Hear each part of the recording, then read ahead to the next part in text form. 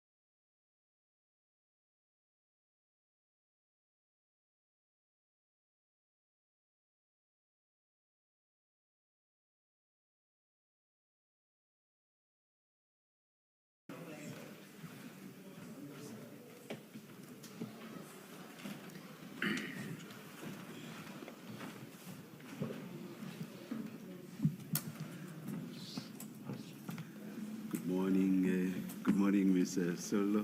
Morning, Chair, and morning, co-commissioners. Are you divesting Ms. Muhlasedi of this one? I could never, Chair. Just to bring to your attention a little request we may have before the witness finishes. I think, was it on Monday whenever witness C first appeared? I've lost track of the days of the week. Yes, Commissioner Kumalo had specifically asked for recordings. So those have been secured and they're available. We might just need 3 minutes, perhaps, of stand down to sort out some technical issues. So if you could now, no, not now. Or the witness later, is going to start. Before playing, just to make sure our technology is getting the better of us right now. But I think we're halfway there. All right. Thank you, Chair. No, thank you very much for that, Mr. Lala. Ms. Muhlasedi. Good morning, Chairperson, Commissioners.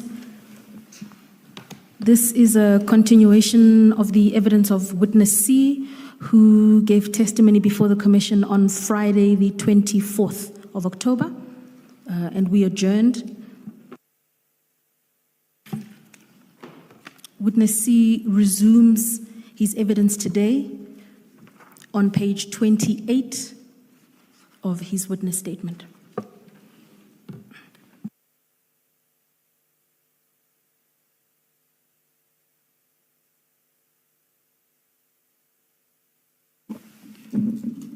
Witness C, can you hear me? Good morning, Commissioners. Good I morning. can clearly hear you. Good morning. You are still under your oath. You understand? Thank you. Yes, thank you. Yeah, Thank you. Thank you, Chairperson. Witness C, we are continuing your evidence this morning from where we left off on Friday afternoon. We are on page 28 of your witness statement. Are you there? I am, Commissioners. Thank you.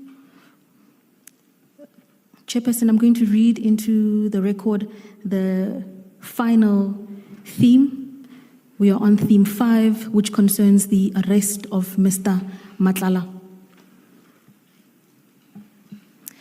Witness C, with reference to paragraphs 84 and 85, please tell the Commission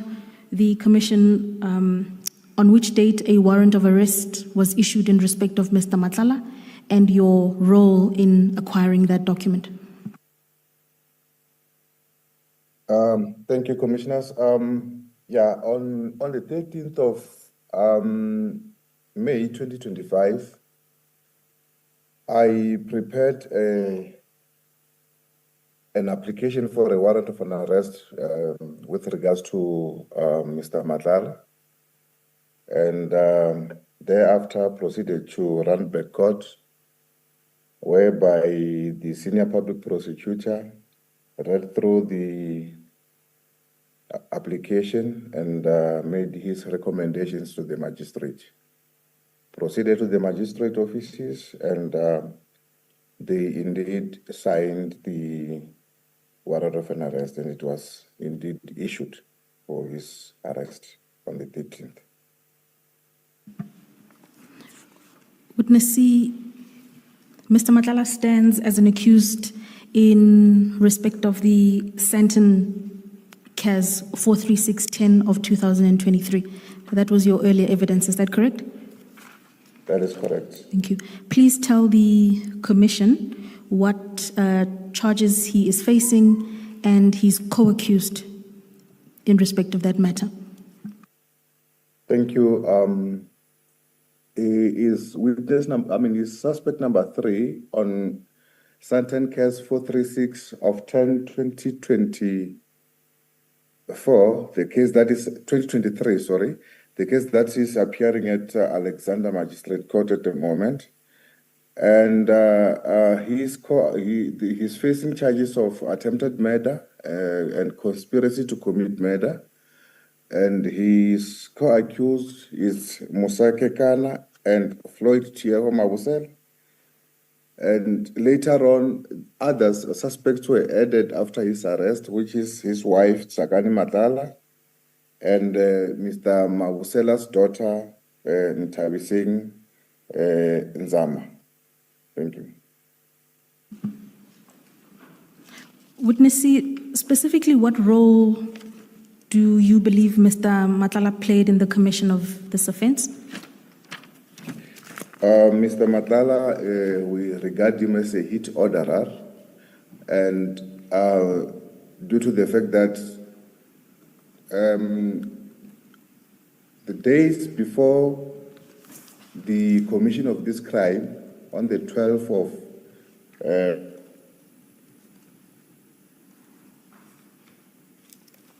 to Mr. Mabusela's daughter, Ntabiseng, to her company actually. And on the 18th, the day after the hit, he paid an amount of 100,000 to the Mabusela's daughter again. Ms. Matlala, if I may just ask, just to refresh my memory. Witness C, in that paragraph 86, where you've listed names, just remind us, is Diego Floyd Mabusela the same person that was arrested in relation to the Vereeniging case? That is correct, yes. Thank you. The same person that was arrested in a Mercedes-Benz that was stuck. Thank you. Thank you, Commissioner.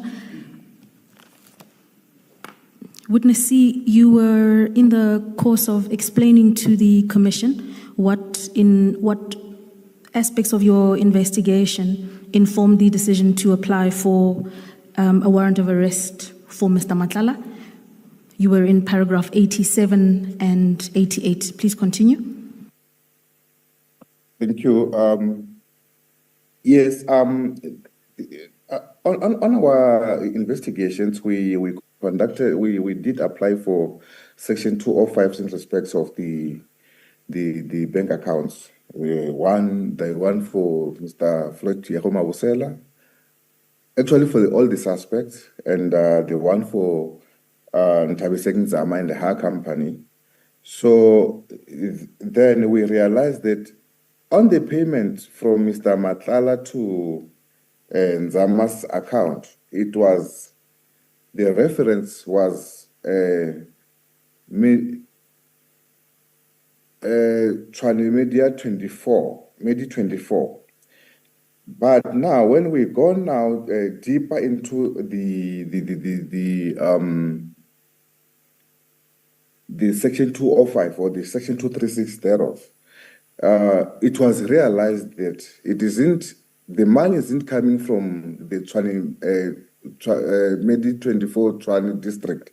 It was coming from CAT VIP Security Services. Though the reference, he put the very references for his medical company payment. So then we were indeed convinced that these payments were for the planning of the shooting, and also then for the payment, the next payment was for the job that has been done. Thank you, Witness C. Please turn to paragraph 89 of your statement and describe to the Commission the events of the 14th of May.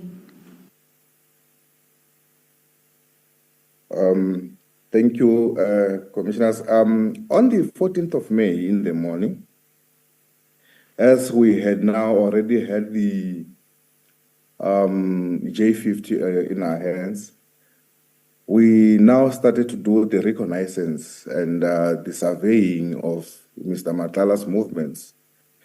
And yes, we were able to follow him up until Midrand on the New Road, when we apprehended when we arrested him there, he even said, no, I was coming from Ria Piega's house, but we didn't really took cognizance of that much, because like what we needed was only our suspect for the attempted murder case.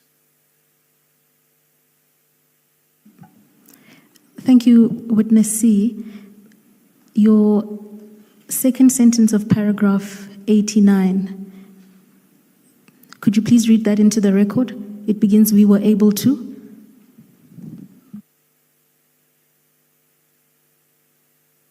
Oh, we were able to apprehend Mr. Matlala because the car he was traveling in, that he, 40, this is English, had a car puncture, and we were able to arrest him as his motorcade had been standing alongside the road. Thank you, Witness C. The use of the word fortuitously in paragraph 89 suggests that it was lucky, or that you considered it lucky or fortunate that Mr. Matlala had a car puncture and you were able to arrest him. Please explain to the Commission why you thought that was lucky. Okay, thank you. When we were doing the surveillance on him, as I have indicated earlier, we surveilled him and we were standing from a bit of a distance when he proceeded to a certain estate in Midrand, with which I have just indicated that he said he was there at the former Commissioner Ms. Ria Piega's premises. Then when he left that premises, his motorcade was driving at a very high speed. And as they were driving at a very high speed, we couldn't catch him as it was driving at a high speed. And fortunately, and unfortunate for him, he hit a pothole along the new road. So then his Mercedes-Benz came to a standstill on the side of the road. Thank you. Witness C, when you say he was driving at high speed, his motorcade was driving at high speed and you couldn't catch him, are you saying he was aware of you, that you were trying to catch up with him and he was avoiding you? I just want to understand what the import of that evidence. Commissioners, as a person who had always told us that he is connected, I would assume, Commissioners, that he was aware that we were after him. So maybe he had made us, Commissioner, as we did a reconnaissance on him. You're not. Remember, Sorry, Commissioners, his security detail, mostly they are ex-military officers and from the elite section of the military. So they will also deploy their own skills also to check the surroundings and stuff. Maybe they might have made us. But you're not saying it as a fact that there was a chase, a police chase of him. He was aware of you, that you were trying to stop him, and he was they were driving at that high speed while you were chasing after them. You're not saying that as a fact. No, Commissioners, we were not chasing them. Yes. We were following him in order to find a proper spot where we will stop him. But unfortunately, on his part, he was driving faster than one would expect him to be driving on that road. I think that road it's the maximum speed there. It's 60 kilometers old. So he was driving above that 60 kilometers. Thank you. Thank you, Commissioner. Witness B, please continue and proceed to paragraph 90. You were detailing the events of the day. Thank you. Upon his arrest, he was read, his rights were read to him, and then we informed him that he was being arrested for 3 counts of conspiracy to commit murder, attempted murder, and we proceeded to Boksburg SAPS. And whilst upon arrival at Boksburg SAPS, before he could be charged, he indicated that he would want us to talk. Then we requested an office whereby myself, witness A, and witness B, we were afforded an office, and we indeed had a talk with him. Thank you, Witness C.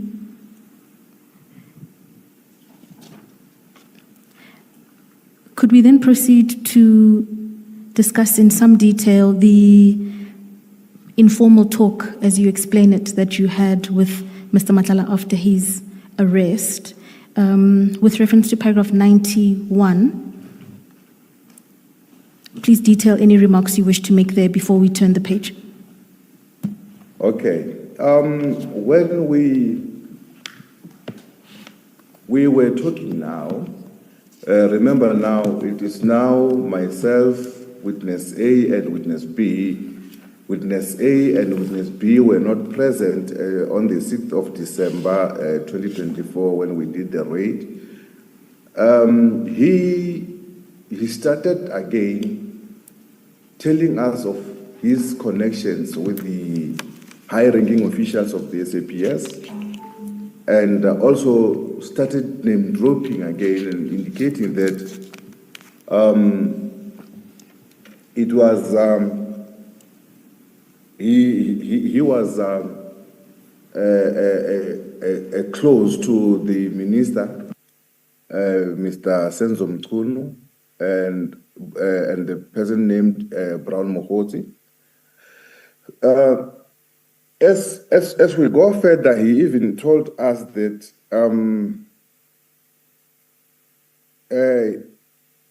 he had been used by the Deputy National Commissioner, Lieutenant General Sibia, that they wanted to get through to our boss, which is Lieutenant General Kumalo, Dumisani Kumalo. They wanted to get through to Lieutenant General Kumalo through me and my commander who raided his house on the 6th of December. That is why there had been cases that he was persuaded to open. Thank you, Witness. Witness C? Thank you. Thank That you. is when he also indicated that he went to Brooklyn SAPS to open a case,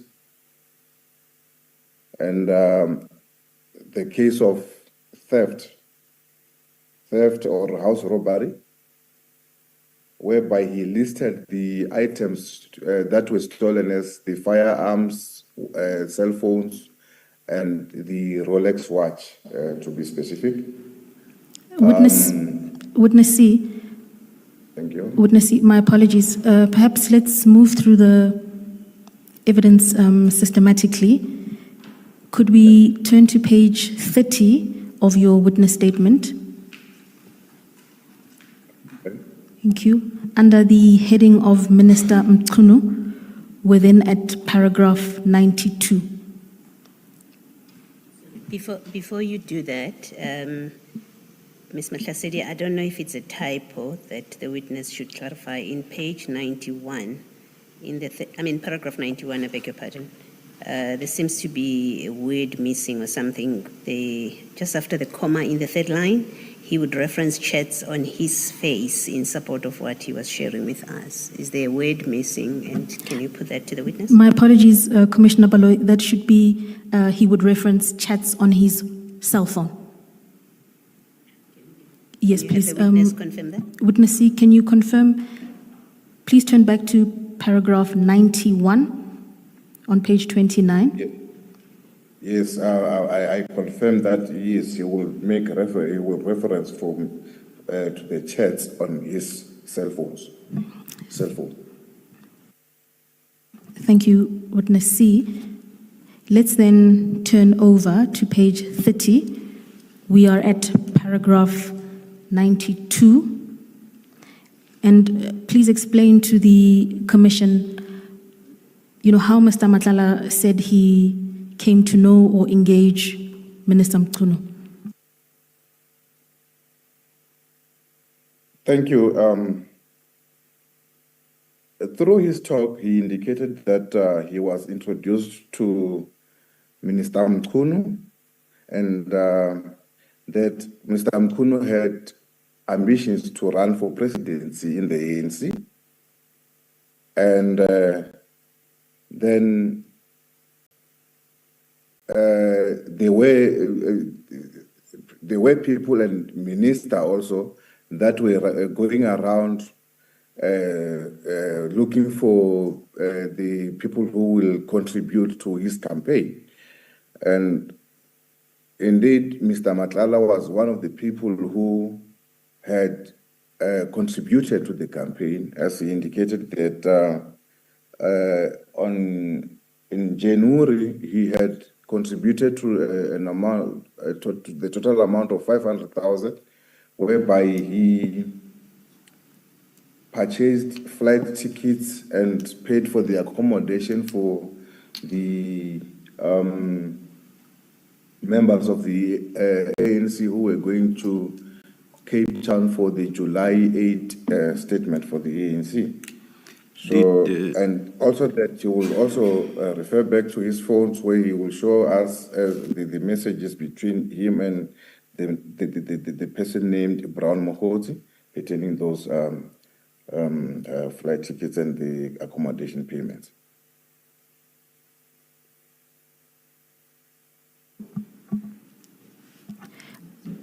Witness C, at that point Sorry, Witness C, did you say what, July 8? January 8. January 8, thank you. January 8, yes, Commissioners.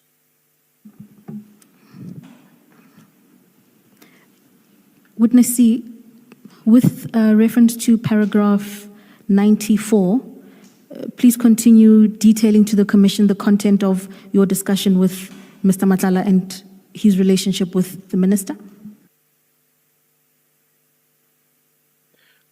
Thank you.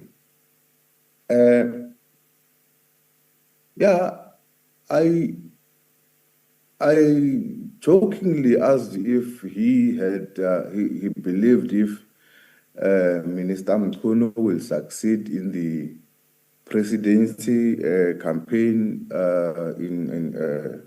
for the ANC, and he indicated that now he did not believe that the minister will win in his campaign, but he was afraid of discouraging him. And that he also informed us pertaining our raid on the 6th December 2024 that he complained to Brown Mohoti and the minister that yes, the police have raided his house on the 6th of December and nothing has happened as yet.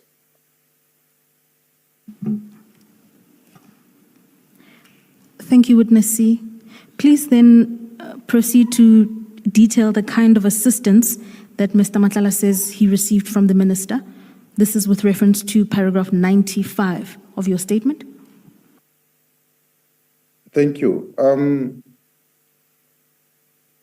Yeah, in his response pertaining the assistance that he got for the 6 December raid at his house, he said the minister had engaged with his security and they have utilized the grabber machines in order to identify the SAPS members who had been investigating him and who had raided his house at on the 6th of December.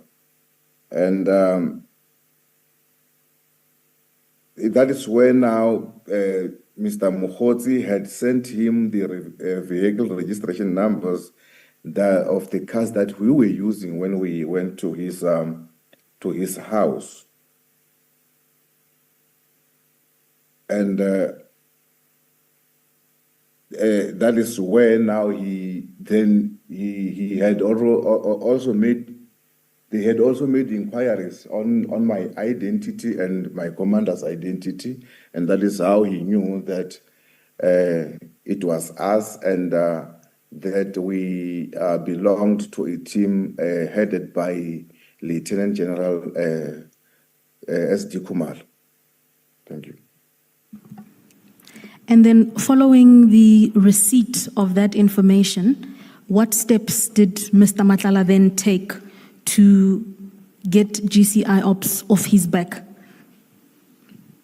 or to deter the ongoing investigation into him? Okay, thank you. That is when now he was advised to do a litigation against the team that came to his house, and he lied that we have stolen his Rolex watch, his wife's Cartier watch, and the Apple MacBook Pro, and indeed we received that litigation, and he also told us that for him to go to Brooklyn SAPS to open a case, it was an advice by Mr. Brown Mohosi, the minister, and the DNC. And he went to Brooklyn SAPS, then they were of no assistance to him as the items that he listed to be stolen. They were reflecting on the SAP 13 to show that the officers didn't steal from him, and then the case was never registered. Then, through the assistance of the DNC and the minister, together with Brown Mohosi, then a certain Colonel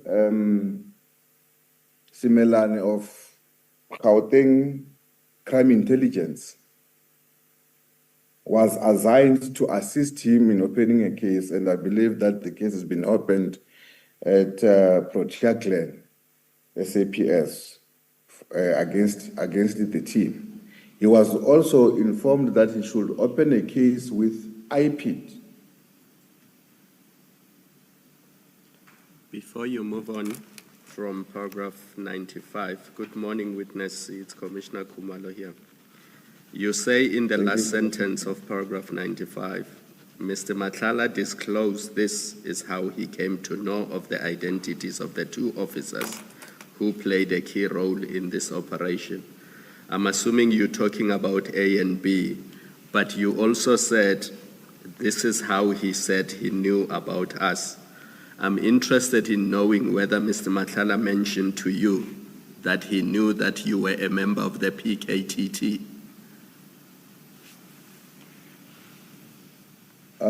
Thank you, Commissioner Khumalo. Yes, he indicated that that is how he knew of the key role members who came to his house. And he was referring to myself, witness C, and my commander that I went to the house with, because They did inquiries on our SAPS system, and indeed they had found that myself and my commander were members of the PKTT. Thank you. And he was also informed that since we are members of the PKTT, we are working under the command of Lieutenant General S.D. Kumalo. Thank you, Commissioner Kumalo. Sorry, Ms. Matlala. Witness C, in paragraph 96 of the statement, you say he was advised by the minister and Brown Mokotsi, but I think in your oral evidence now, you also mentioned you said DNC, and I assume it's Deputy National Commissioner. Did I hear you properly? And that Deputy National Commissioner is who? It's Lieutenant General Sibia. Thank you. Witness C, you should please wait for the question to be finished before you respond. Because if you talk at the same time as the asker, there will be problems with transcription. Do you understand that? I do understand the commissioners, and apologies to that fact. Thank you. And then still on that paragraph, in the next page at page 31, you say he was then advised to go to Soweto and introduced to a colonel who took his statement, but that did not go anywhere. You've mentioned in your oral evidence a Colonel Simelani. Is that the colonel you're referring to in that paragraph? Because there's no name next to the colonel? That is correct, commissioners. It is Colonel Simelani, who is head of crime intelligence. Crime intelligence, yes. Soweto side. Okay, now carry on. Finish off what you wanted to say. I was still explaining to say that this Colonel Simelani is the head of crime intelligence at the Soweto area, Gauteng Soweto area. And then you say who took his statement, but that did not go anywhere. What do you mean it did not go? What did he mean? Did he explain what it means it did not go anywhere? Thank you, commissioners. I think my assumption to the fact that it did not go anywhere is that maybe no further investigations were conducted in that respect, commissioners. Thank you. Thank you, Commissioner. Witness C, can I ask you to turn to paragraph 95, please? With reference to, thank you, with reference to the final sentence in that paragraph, just for clarity, please confirm that the reference to operation in paragraph 95 is a reference to the operation of which date? Thank you, commissioners. It is a reference to the operation on the 6th of December, where we visited his house in Pretoria in looking for the victim, Mr. Jirebu Shoga. Thank you, Witness C. And please also inform the Commission whether Witness A and B were present at the operation that day. Witness A and B were not present as they were conducting a parallel operation at the house of Mr. Katiso Molefe for his arrest. Thank you, Witness C. A further question for completion. With reference to paragraph 96, where you've detailed in your evidence the High Court application that Mr. Matlala brought, please inform the Commission whether this is a reference to the earlier litigation concerning missing firearms, a Cartier watch, and a Rolex watch. Is that correct?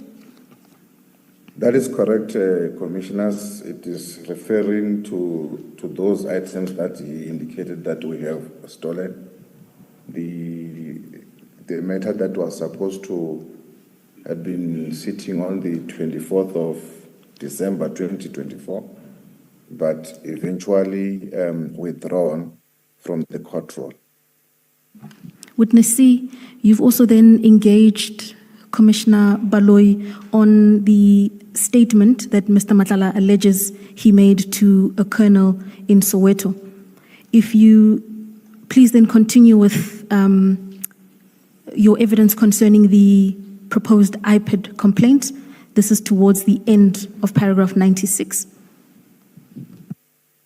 Thank you, Commissioners. Yeah, he also he further informed us that he was advised that for the case to stand stronger against the SAPS members, he should invite his wife into opening an assault case against the members that visited his house to strengthen the case, but he said he didn't want his wife to be involved in all these things, so he would rather not involve his wife in opening a case, a false case against the members. Witness C, is it then your evidence that Mr. Matlala shared with you that he had taken several steps to attempt to deter the investigation, including lodging the High Court application, approaching the colonel in Soweto, as well as the proposed iPad complaint? Is that correct? That is correct. That yes, indeed, he did that eventually, and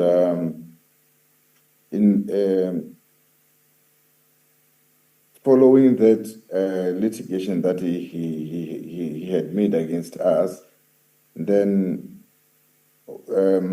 remember on the 18th and 19th of December, we again went to his offices, CAT VIP security offices, for the compliance inspection.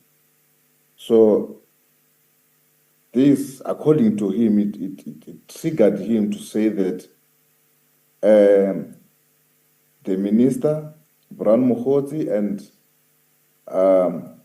the Lieutenant General Sibia are using him and are failing to protect him.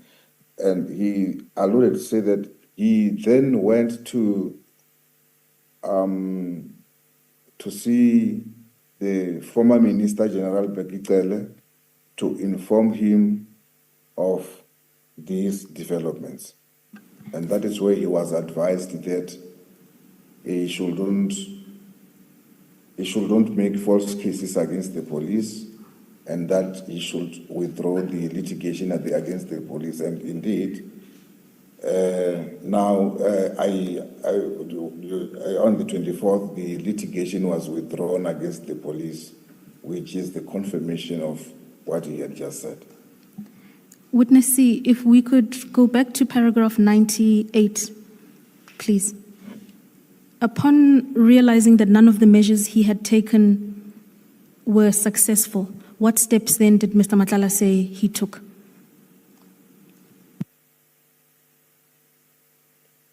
Thank you, Commissioners.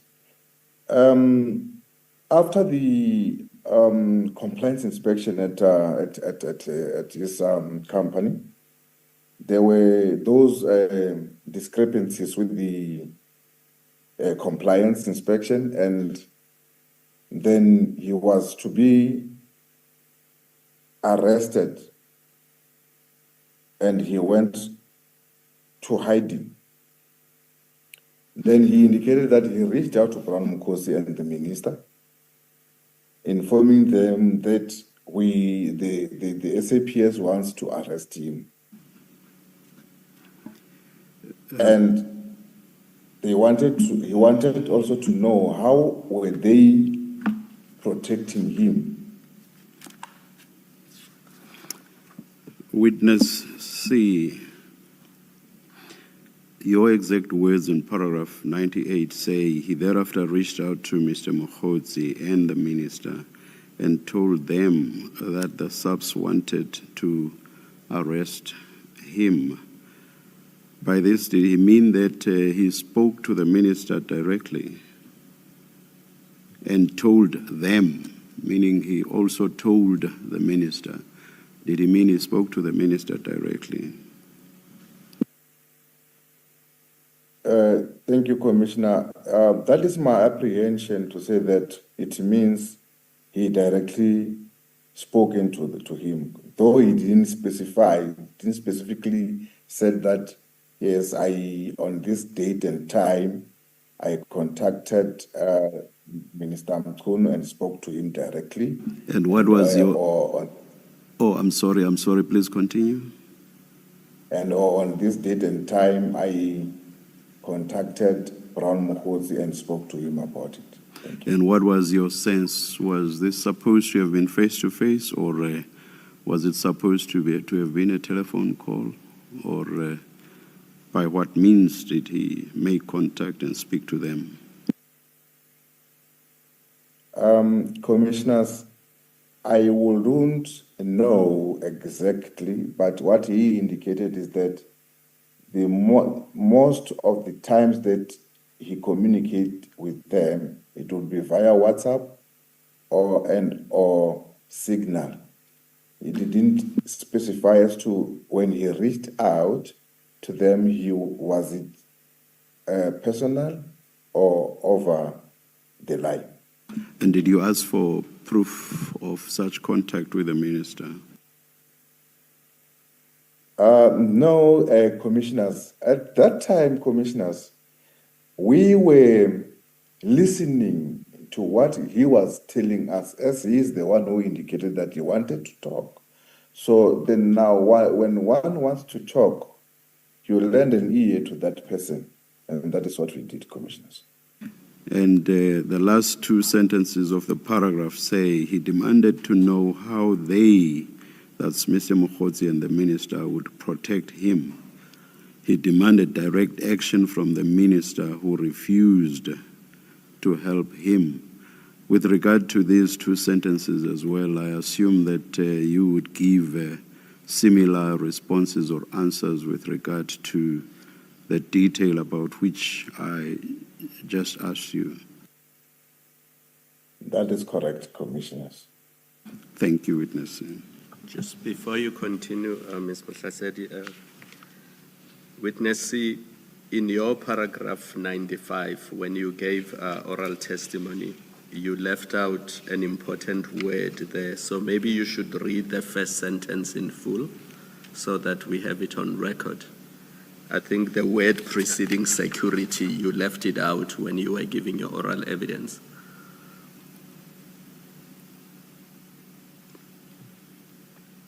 Commissioner Khumalo, should I read the whole paragraph from the first line, Commissioner? Just read the whole paragraph, maybe, for the record. Paragraph 95. Thank you, Commissioners.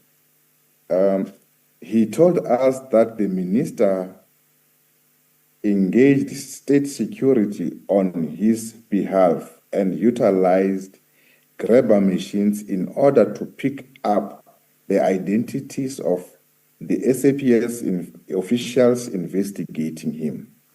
Mr. Mokhodzi thereafter sent him the vehicle registration numbers of the vehicles that came to his property. Mr. Matlala disclosed that this is how he came to know the identities of the two officers who played a key role in the operation. Thank you. I think the word you have left out is state, which is reference to state security. That is correct. I omit, it is an omission, commissioners. Thank you, Commissioner Khumalo. Witness C, could we then please turn to paragraph 98 of your statement? I am there, Commissioners. Paragraph 98, you've given evidence that Mr. Matlala contacted the minister and Mr. Mokhotsi and demanded to know how they would protect him, and that he further demanded direct action from the minister. In sharing that with you, did Mr. Matlala explain to you on what basis he was entitled to make those demands and why he could demand protection directly from the minister? Thank you, Commissioners. There, I will only make my own conclusions to say that he will demand, as he is one of the people who are contributing towards the campaign of the minister in becoming the president of the ANC, and because he towards the end he indicated that he had a feeling that these people are using him in order to get to Lieutenant General S.D. Khumalo. That is why he was advised to open a case against myself and my commander as the two key role players in the operation of the 6th December in order to get through to General S.D. Khumalo. Thank you, Witness. If I may, Witness C, the question to you from Ms. Mahlasedi was whether Mr. Matlala said to you, did he explain to you on what basis he was entitled to make the demand? You've expressed your opinion. Is your answer that he did not say the basis on which he's entitled to make that demand? Thank you, Commissioner Baloyi. Yes, indeed, he did not say. That is why I only made a conclusion. Thank you. Thank you, Commissioner Baloyi. And notwithstanding Mr. Matlala's demand and notwithstanding the financial assistance you've alluded to, what steps did he take after his request for direct action was refused?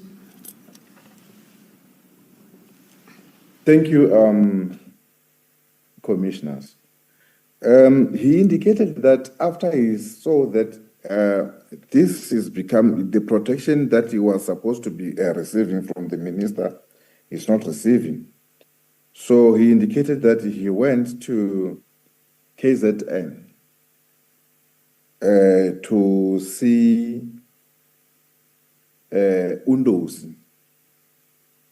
And Undosi, with which he was referring to former Minister General Bekicet. Did he explain what assistance he thought he could get from former Minister Cele? Commissioners, he went and informed former Minister Bekicet to say that he indeed has a problem with the members that came to his house. He was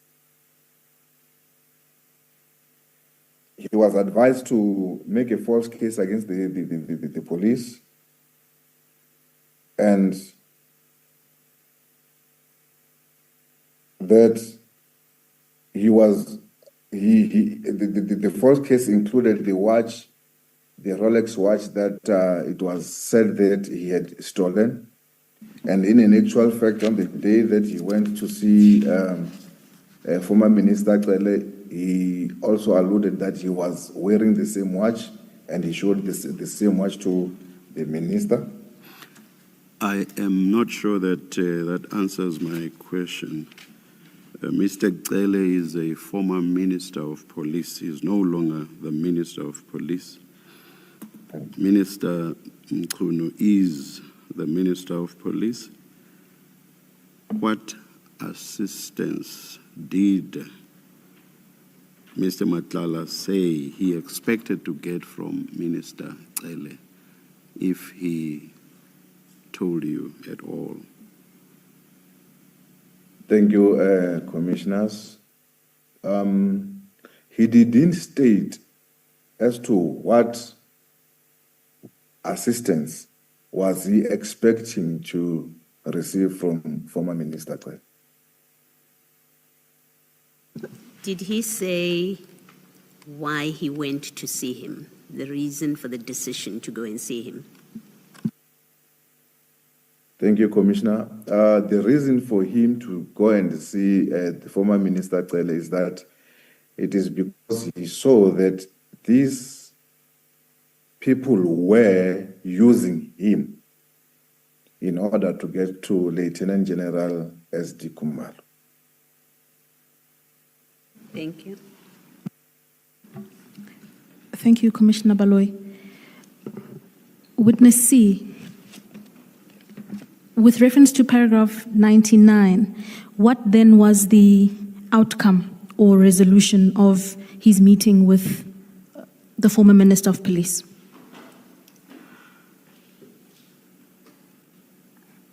Thank you. The resolution that was taken by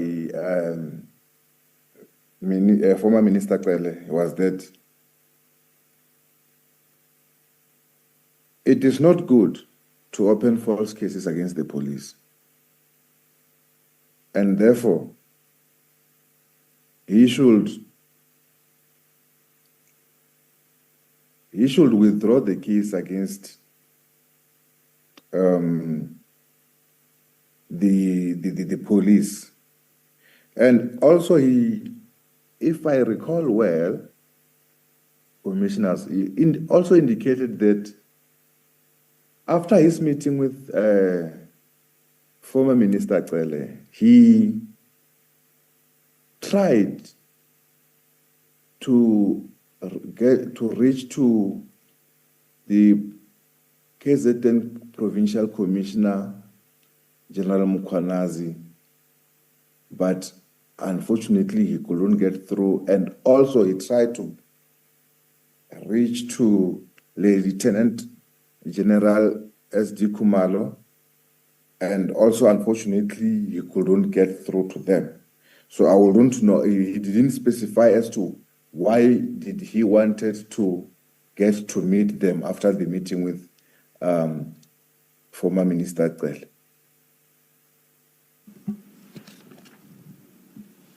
And Witness C, despite saying he didn't inform you as to what the purpose of him reaching out to General Mkhwanazi and General Kumalo was, did he advise you as to whether those meetings were ever successful? Did he ever secure an audience with them?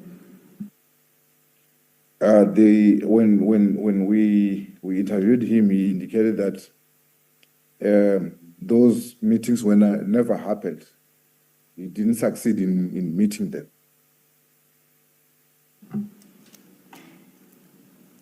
With reference to paragraph 100, please then inform the Commission what happened after Mr. Matlala's engagement with former Minister Cele and what he shared with you there. Thank you.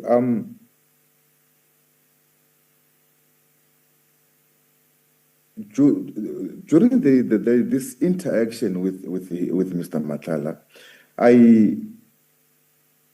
I felt that Mr. Matlala was very frustrated because, on one hand, he is funding the Minister Mkhunu's presidential campaign, and he expected the minister to assist him in stopping the police from investigating him.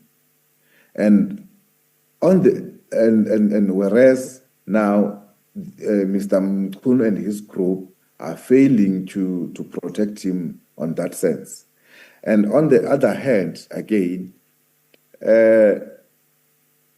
after we have arrested him, he also informed us that on the previous day, which is the 13th of May, 2023, his contract with SAPS had been cancelled. 13 May 2025, his contract with SAPS, his tender contract with SAPS had been cancelled. Then he felt very disappointed to say that, yes, I am funding the person who has all the powers to can make things happen to me, for me, and that person is not giving me any assistance. But that person is just as extending a receiving hand from my side. Witness C, with reference to paragraph 101, what steps then did Mr. Matlala say he intended to take in light of this double disappointment that he had experienced? Thank you. On the date that we arrested him, he had informed us that he had sent a text message to Mr. Mokotsi that he had recorded everything and he was going to expose everything. So now, he also indicated when we were with him that he was going to go to the High Court to make an affidavit to expose his relationship with Minister Mkhunu and also incriminating him on all these, on his criminal activities.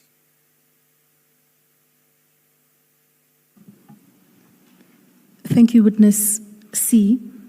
With reference to paragraph 102, you've provided testimony to the Commission about the exchange of funds from Mr. Matlala to the Minister. Please then explain what he told you about how funds were transferred to the Minister and Mr. Brown Mokotsi. Thank you, Commissioners. Yeah, when it comes to the funding of the Minister's campaign, he informed us that he would transfer money through to a company, a company that is registered under Mr. Brown Mokotsi, and then Brown Mokotsi will be the one who will relay the money to the Minister. Please proceed to... And the account numbers with which he had been transferring money to had been given to us. And after he had sent that, like the money through to Brown Mokotsi, then he will thereafter send a proof of payment to Brown Mokotsi for the confirmation of the payment. Please proceed to paragraph 103. Thank you, Commissioners. Yeah, he gave us an example of for his funding that or for his sponsorship that he had sponsored the ministers' delegates to the January 8th celebration of the National Congress, African National Congress, and he paid an amount close to 500,000 for the people who were going, for the members of the parliament and ministers' delegates who were going to attend to that function in he said it was in Cape Town. And he for that funding, he used a company known as Cartel Specialists for the flights and flights, accommodation, and the entertainment for the delegates. And the list or the names of the delegates were given to him by Mr. Brown Mokgotsi. Thank you, Witness C. Chairperson, in order to set up the recordings, might I ask for a brief adjournment?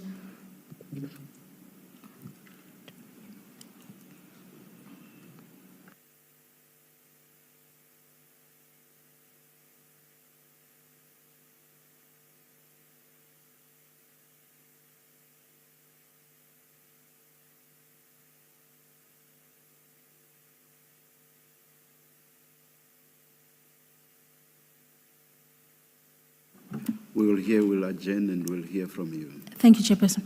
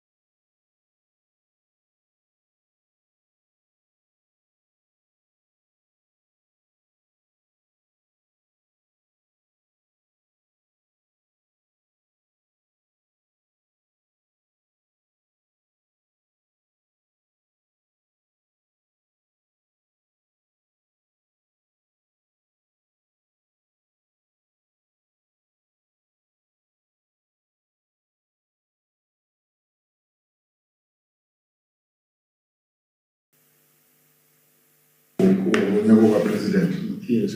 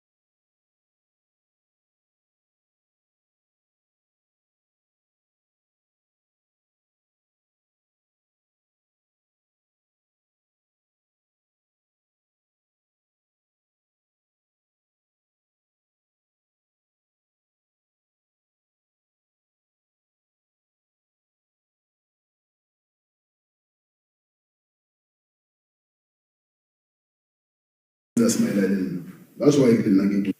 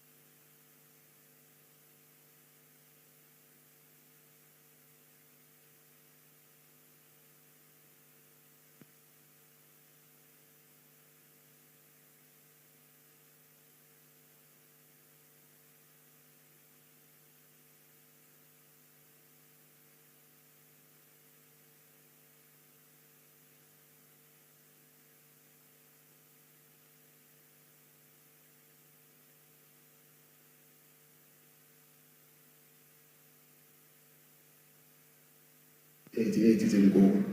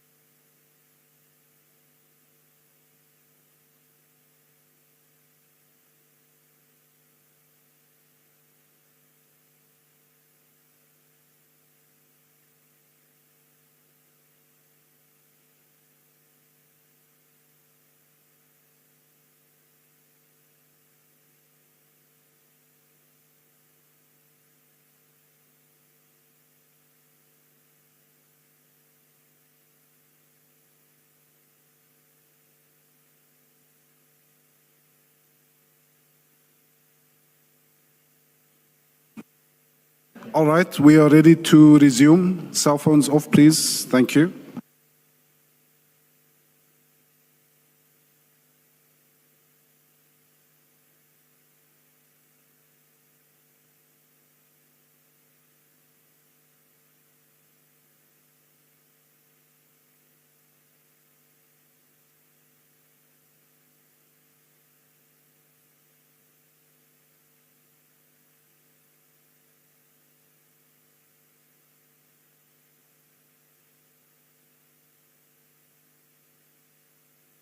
That's what they call live.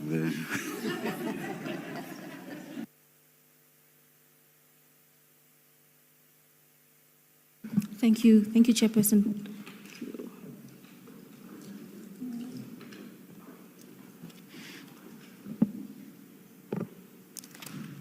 Witness C, can I confirm that you are there? Thank you, Commissioners. I am here, Commissioners. Thank you. Chairperson, we intend to play several recordings, but I will have the witness give the Commission the details of those recordings. Okay. Witness C, please confirm that the Commission has been provided access to these recordings that are about to be played. Thank you, Commissioners. Yes, we have provided the Commission with the recordings as they will be played.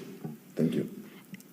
Witness C, please inform the Commission of the source of the recordings and the date on when they originated.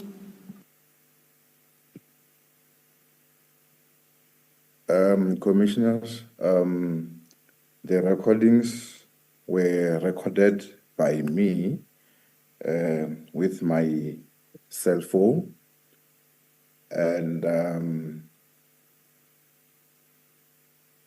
they were recorded on the 14th of May, 2025.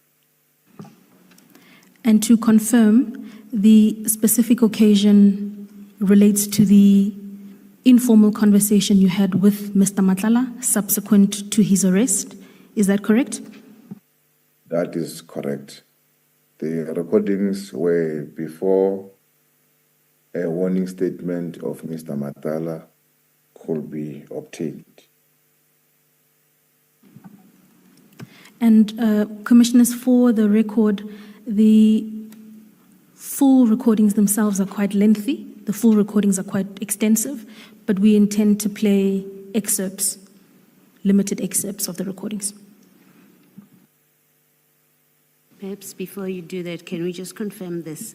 Witness C, did Mr. Matlala become aware that you were recording the conversation he was having with you? Thank you, Commissioner. Before I started recording, I requested him that for our safety and the authenticity of whatever you'll be saying, I will request to record, and indeed he agreed, he consented to the recording.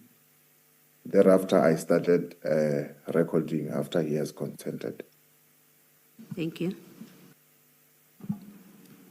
Witness C, prior to playing the relevant portion of the recording, I'm going to play a few seconds in advance, and then please confirm that the recording is audible on your side. Thank you.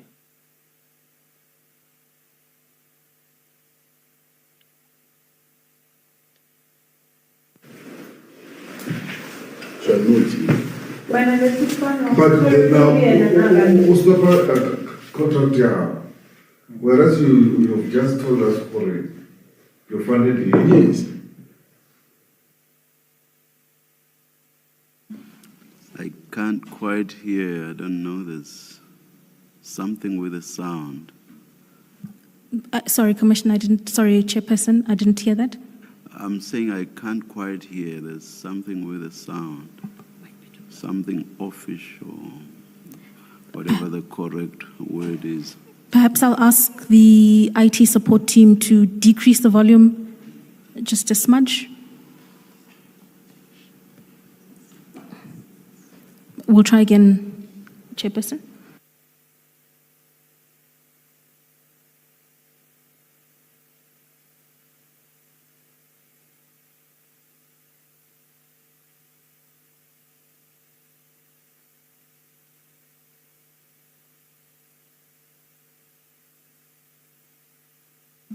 Maybe lower the volume a bit. Yeah.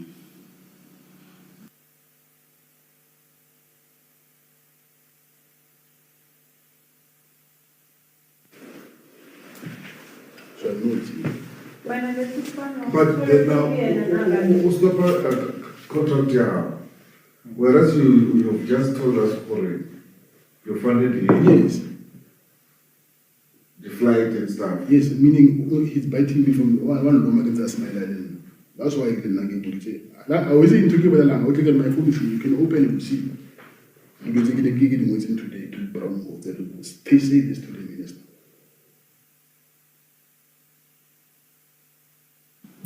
Can you hear it? I can hear, Chairperson, but admittedly, I've listened to the recording several times, so I don't know if I'm running off brain memory. Yes, could I? Yes. Should we get some technical people to?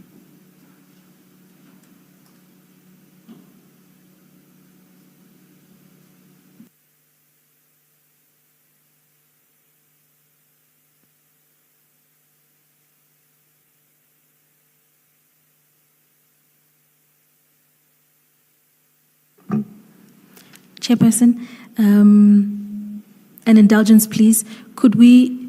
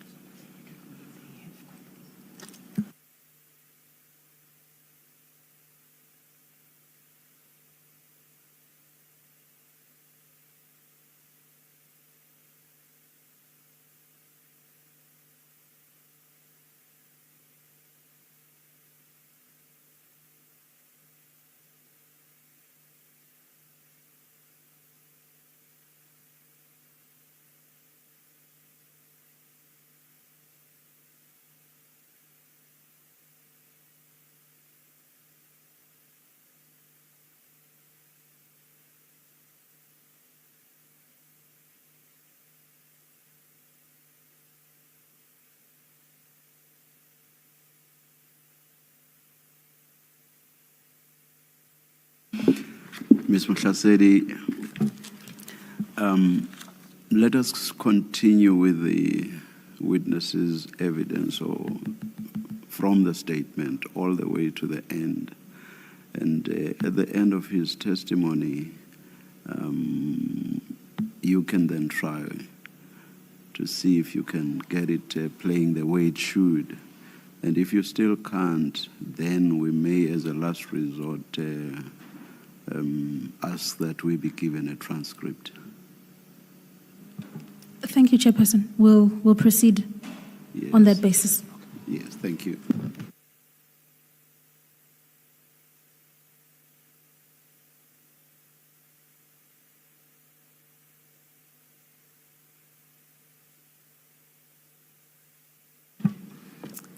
Thank you, Witness C. Thank you. Witness C, just to update you, we've had some challenges in the auditorium regarding the quality of the recordings. And so the direction from the chairperson is that we continue with the evidence and then we will revisit the issue of the recordings. At this juncture, you have then concluded your testimony as it relates to Minister Mchunu. Could I kindly ask you then to please turn to paragraph 33 of your witness statement? My apologies, page 33 of your witness statement.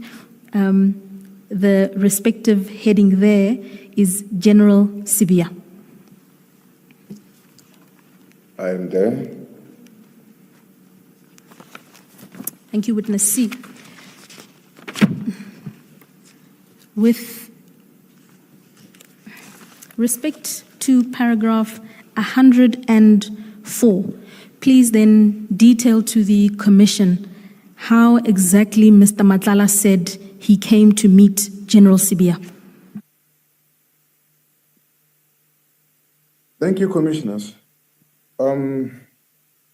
As we advanced with our talk or interview, then we came to ask him to say, how did you know Lieutenant General Sibia, the DNC?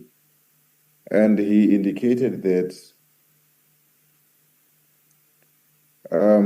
he used to provide security services at the farm of the late Mr. Msibi, who was also known as Mr. Muswazi, or the old man. He indicated that Lieutenant General Sibia was a regular person there who would always, from time to time, they will meet at the farm. And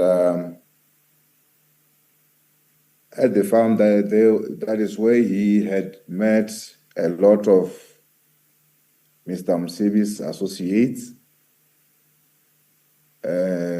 who were introduced to him as the Big Five. And they were also calling each other brothers.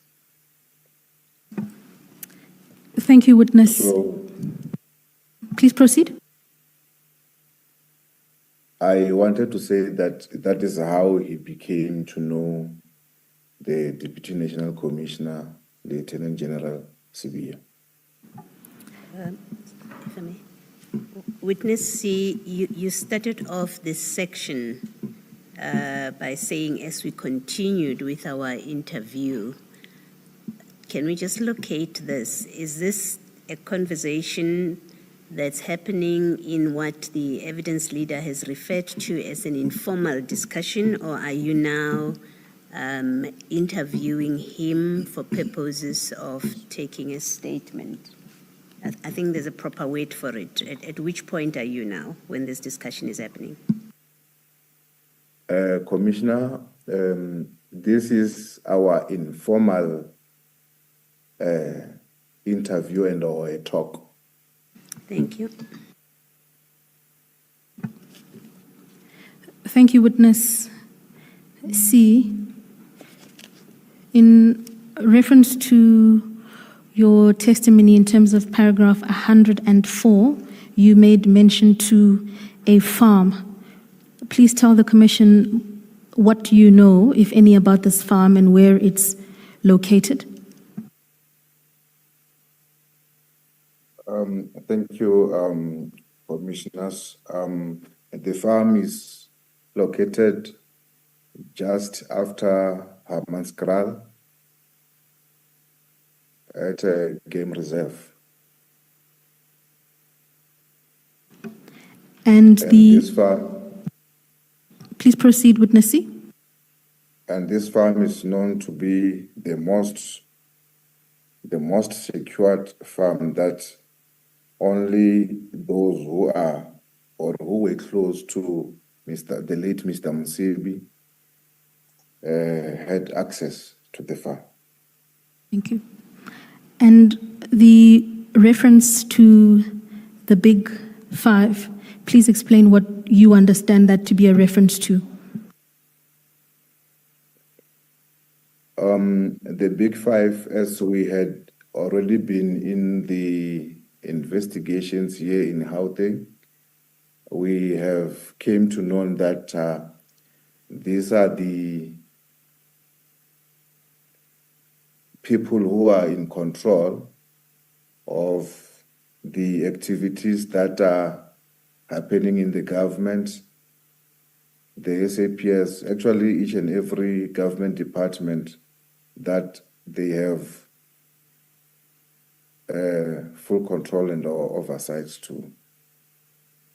It's a criminal world that has more control into the government, as we understood. With reference to paragraph 105 and 106, please share further what else Mr. Matlala disclosed about his relationship with General Sibia. Thank you, Commissioners. Mr. Matlala indicated the passing of Mr. Msibi. Lieutenant General Sibia approached him and said to him,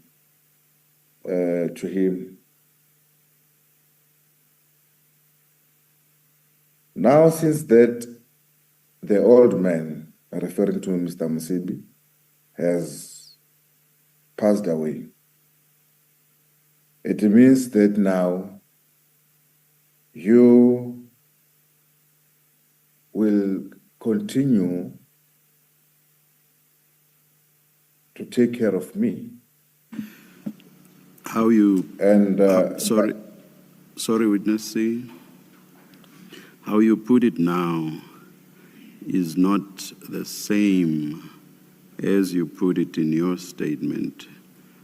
Now you suggest that General Sibia was telling Mr. Matlala that he was going to take care of him, whereas in your statement you say that Mr. Matlala said, please take care of me and I will take care of you.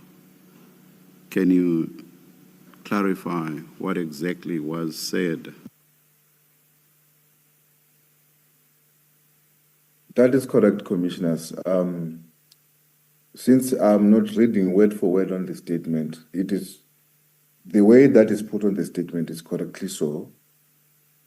And as the commissioners will listen to the tapes afterwards, it will be indeed confirmed that, yeah, his statement was that now since that Mr. Msibi is no more, please take care of me and I will take care of you in return. And for that, Commissioners, Mr. Matlala indicated that he understood that when General Sibia asked him to take care of him, he meant that he should take care of him financially or to support him financially. So from there going forward, Mr. Matlala would give payments to Lieutenant General Sibia, payments for around 500,000 at a time. Did you, at the time or later, ask for proof of this? If not you, did anyone else at a later stage ask for proof of this? The payments to General Sibia of amounts of around 500,000 rand at a time. Thank you, Commissioners. We asked him as to how does he make payments to General Sibia, and he informed us that General Sibia doesn't accept electronic transfers, but he prefers cash. So therefore, there wouldn't be a proof of payment to him.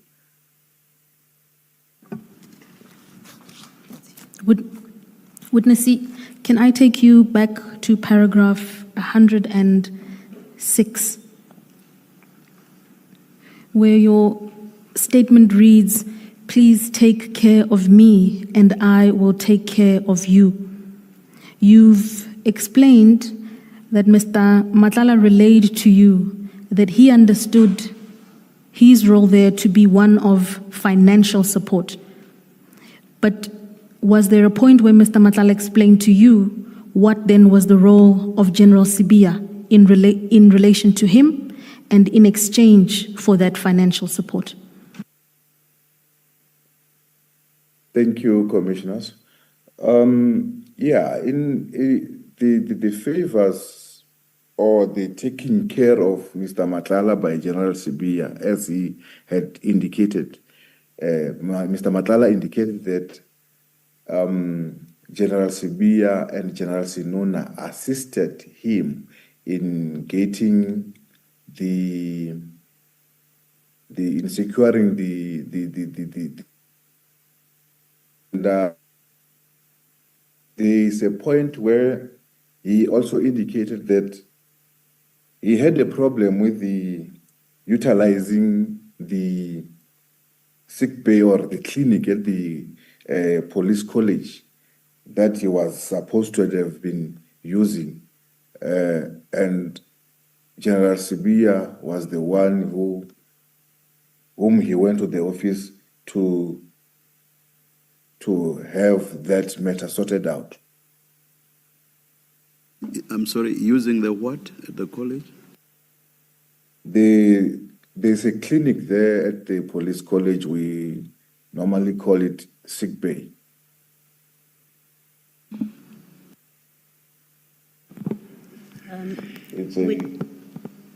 It's a medical facility at the Pretoria West Academic College, SAPS Academic College. Witness C, your paragraph 106 suggests that the alleged payments to General Sibia happened after Mr. Msibi had passed on. And I say so because it reads, he described after the old man, Mr. Msibi, also known as Mswazi, died, General Sibia came to him and said, "Mswazi is no longer here, please take care of me and I will take care of you." He understood this as a reference to financial support, so he would give him payments of 500,000 rand at a time.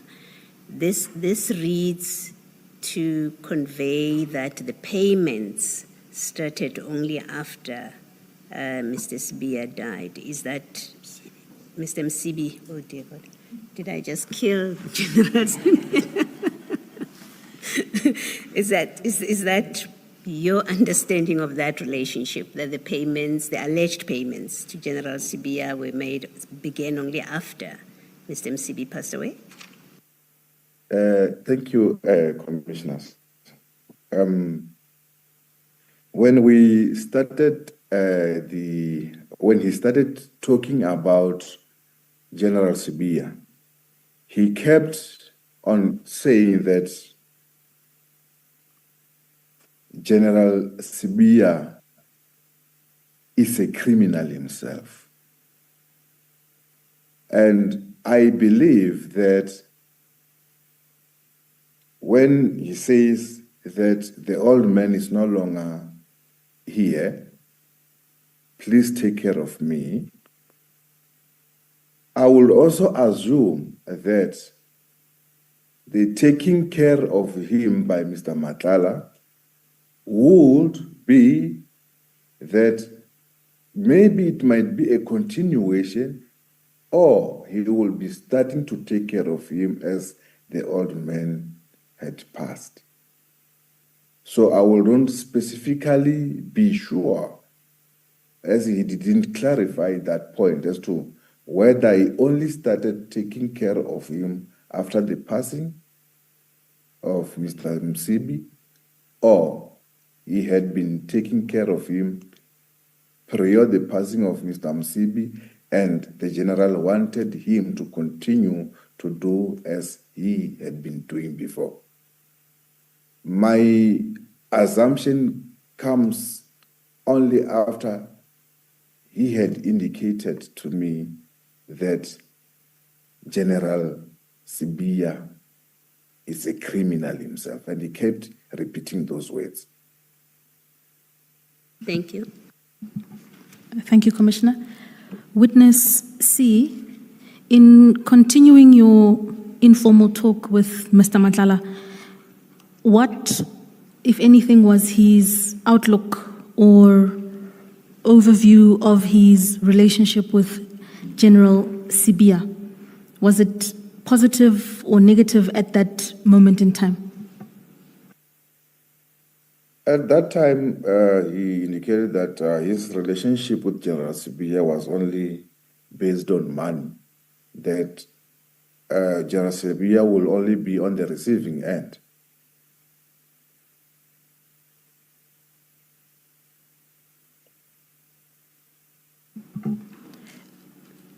Chairperson, I noticed that we've just gone over 11 before I'm accused of depriving you of tea. Let's continue until 11:15 and adjourn at that point. Thank you.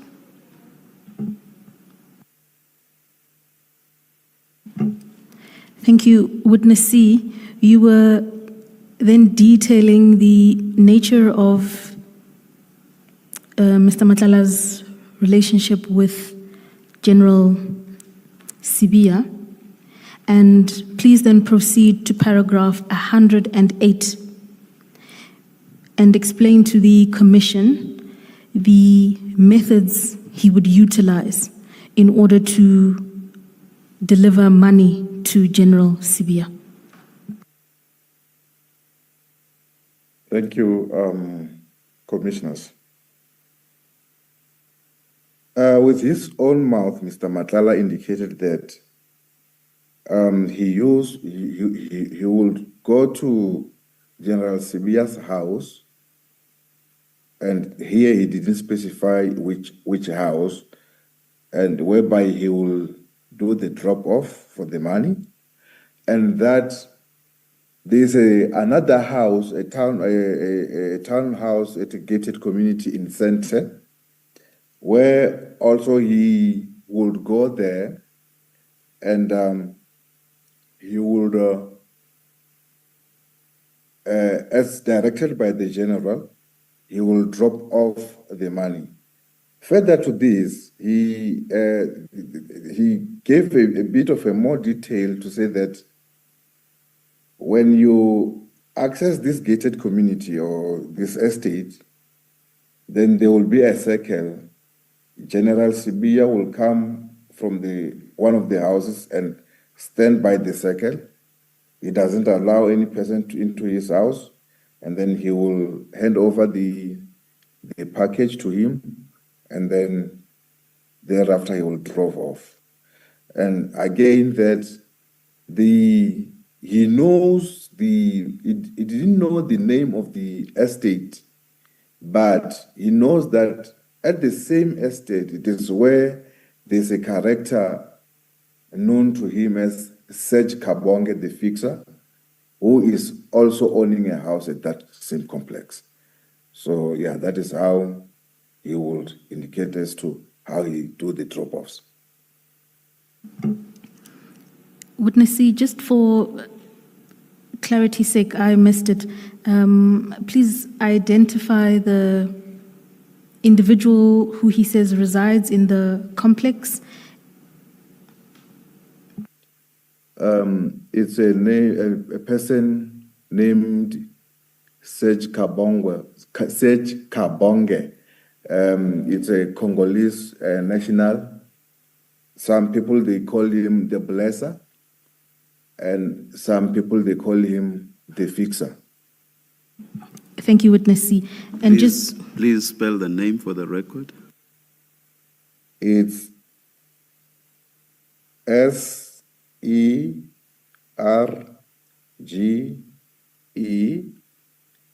and then the surname is C-A-B-O-N-G-E.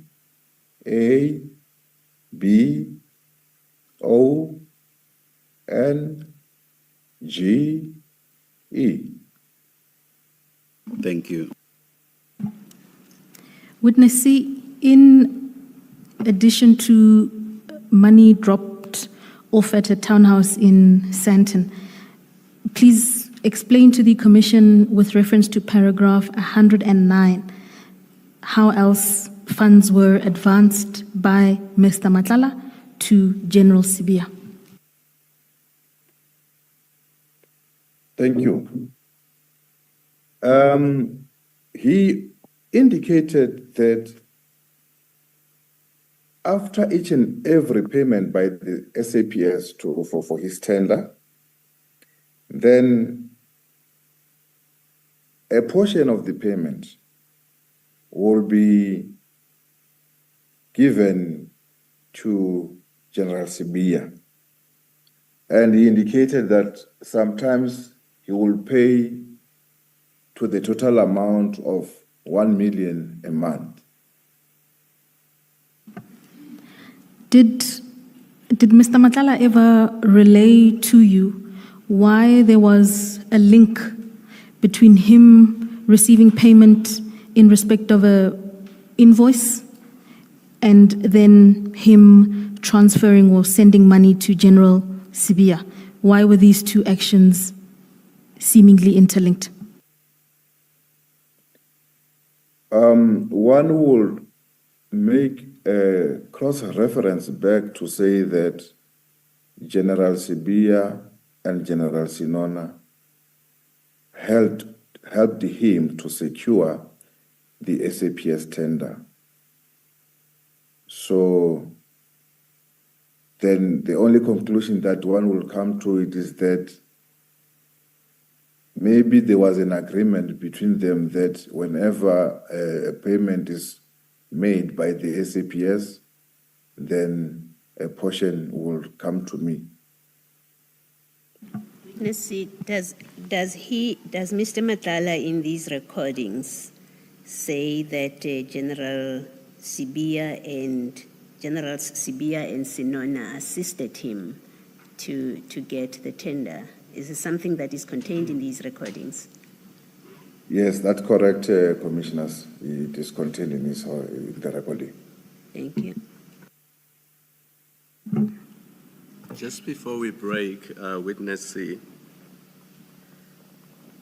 you are getting these revelations about ministers, very senior generals in the police setup.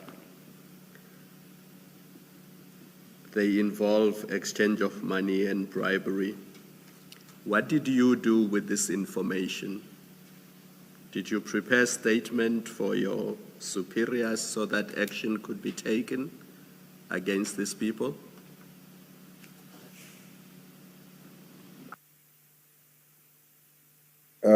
Thank you, commissioners. As a junior official, when this involves the senior management of the SAPS, I sent a report to the senior managers of the SAPS so that I will be guided as to what steps should I take further. And when the July 6 happened, we were still investigating the authenticity and or the aversions by Mr. Matlala. Am I understanding you correctly that the report that you gave to your superiors directly or indirectly led to the media briefing on July 6th? I am not specifically saying that it led to the July 6. I am saying that by the time July 6 happened, the media briefing on July 6 happened, we were investigating the aversions by Mr. Matlala. Yeah. You say in instances like these, you prepare a report for your superiors. Did you prepare one in respect of these revelations? Did you prepare a report in respect of these revelations? A report for your or to your superiors? Please answer Yes. the question. Please. Oh, thank you. Thank you. Sorry, Commissioner, to interject you. No, I just wanted to say, please give a direct answer because yes. Commissioner Kumalo asked a similar question and I'm not sure what your answer was. So that's why I'm saying, please give a direct answer. I think you already have, which is a yes. Thank you very much, Witness C. Thank you, Commissioner, yes. Chairperson, it's 1:15. It's 16 past. Listen like 31 first. It's not me, it's Commissioner Baldoi. She says we must come back at 11:31. Let's adjourn and resume at 11:35.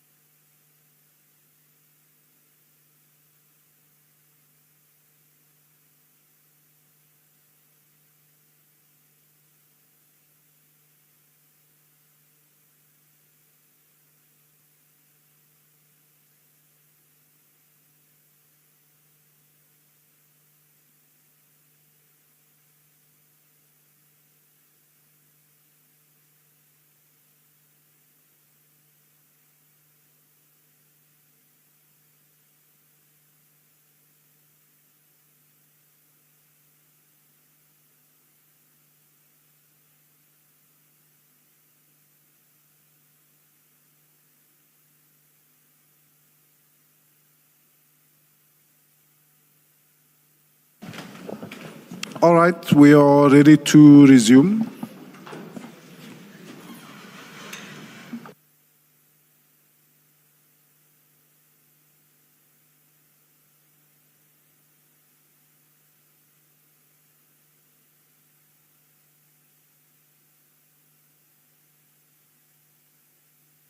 Give us 10 seconds.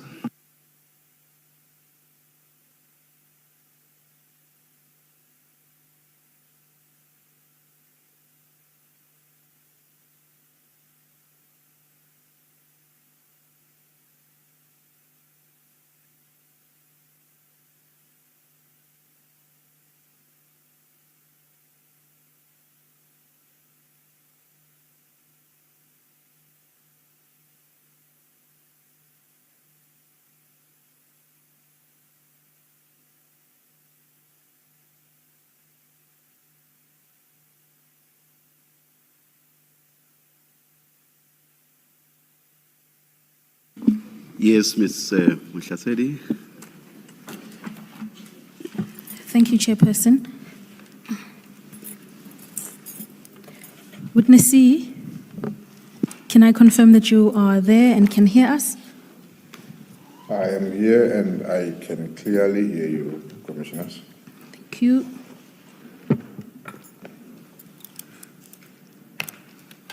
Witness C, you were engaging the commissioners with reference to paragraph 109. You were discussing the issue of financial transfers. Could I ask you to please have regard to paragraph 110 and detail for the commission a further method in which funds would be given to General Sibia? Thank you, Commissioners.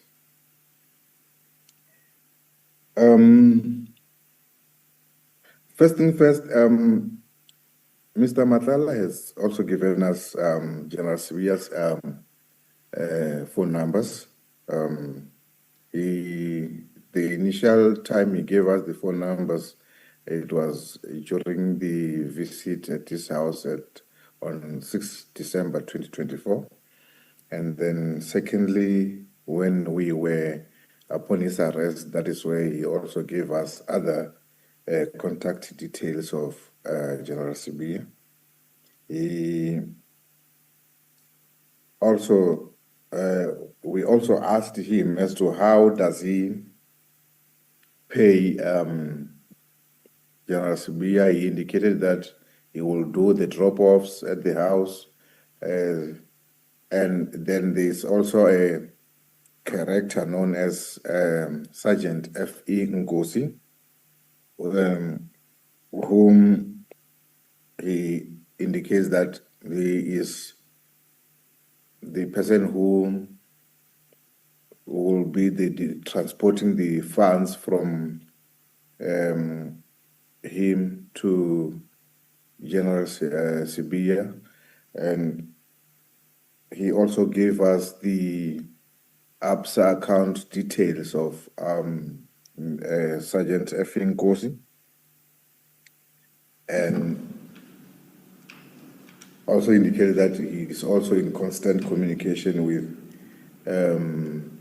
this Sergeant Ngosi.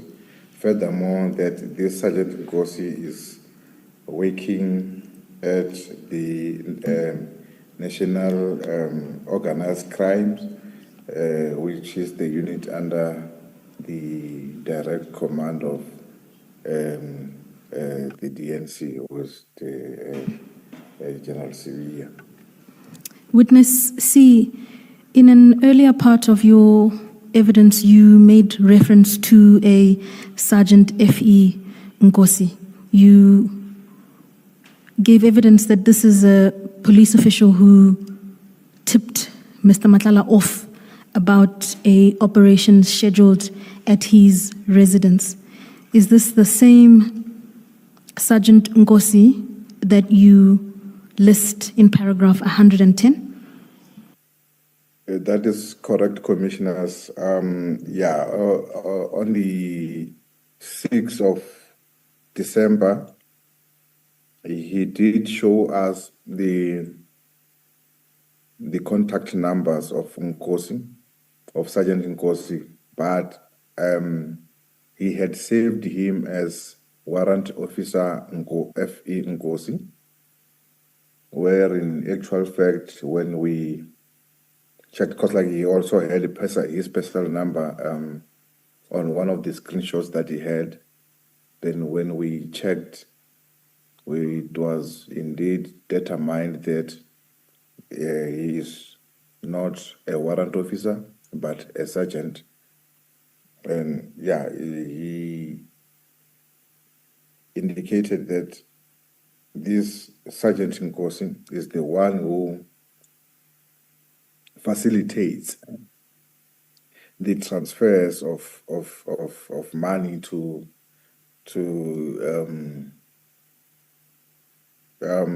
General Sibia. And in one of the conversation that Mr. Matlala showed us, he also indicated that this Sergeant Nkosi is in possession of Mr. Matlala's bank account card. And in some instances, after the payments by SAPS to Mr. Matlala, then Sergeant Nkosi will facilitate that the money gets into the hands of General Sibia. Thank you. You use the verb transfer in the context of Sergeant Nkosi allegedly transferring money to General Sibia. Earlier you said that General Sibia did not want electronic transfers and that he allegedly preferred or insisted on being given cash. In normal banking parlance or language, transfer is usually used for electronic transfers. So when you say that Sergeant Nkosi would do transfers, do you mean he would transfer electronically or he would deliver physically? Thank you, Commissioners. For the lack of a better word, sorry, I'm very, very sorry to interrupt you. Allegedly, of course. Yes, Commissioner. For the lack of a better word, to put it, I would say that he will serve as a messenger or a go-between who will take cash from Mr. Matlala and transport it to General Sibia. Thank you, Commissioners. And just to confirm, Witness C, your evidence is that Sergeant Nkosi had access to a bank card belonging to Mr. Matlala. Is that correct? That is correct, Commissioners. In one of the Mr. Matlala conversations with Sergeant Nkosi, he asked Sergeant Nkosi to send him the picture, the front and the back part of his business account, FNB business card. Then indeed, Mr. Sergeant Nkosi took two pictures, one which is the front part of the FNB business account, and which was the back part of the same card of Mr. Matlala. Witness C, in that paragraph 110, you speak of an ABSA account. Is it different? So is there a different account, ABSA, and another one, FNB? Because now you've just mentioned FNB. Yes, Commissioners. The ABSA bank account, Commissioners, is an account number that belongs to Sergeant F.E. Nkosi, which at the time of an interview with Mr. Matlala, he indicated that sometimes he would do EFT transfers for Sergeant Nkosi to utilize, and some to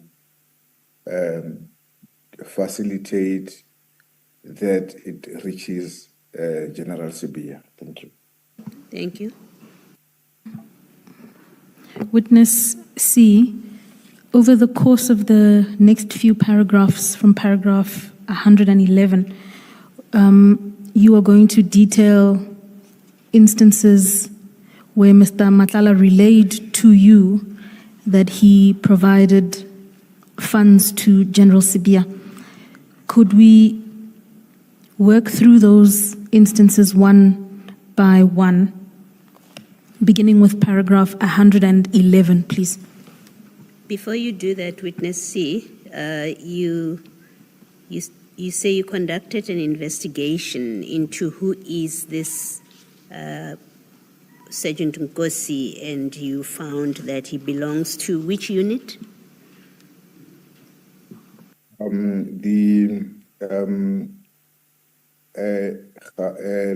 National Organized Crime Unit, which falls under General Shibiri and is overseen by Lieutenant General Sibia. Thank you.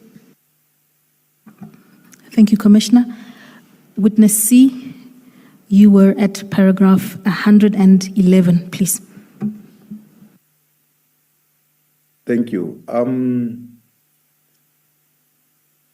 Mr. Matlala also indicated that there was an instance when General Sibia's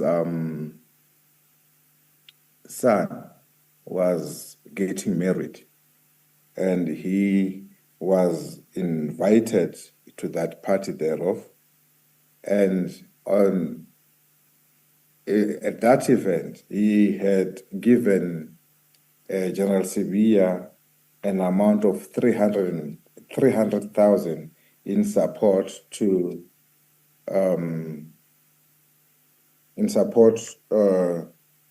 of that marriage or a party.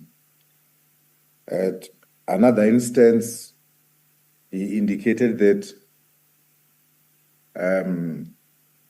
I can rather say it also in the vernac that he used. He said, "Yeah, General Sibia, orata mali chelete dama." So meaning that General Sibia loves money a lot, because he was the time he went to his office at the national head office of SAPS, whereby he wanted a resolution into the issue of him utilizing the clinic at Pretoria West SAPS Academy. And then General Sibia instructed him to place the money in the dustbin at his office. It was like he has a bathroom attached to his office. Witness C, you've been specifying the amounts. Was this amount not specified? Just say place money. Thank you, Commissioner. For this amount, he didn't specify as to how much it was. And the question was never also asked as to how much was it.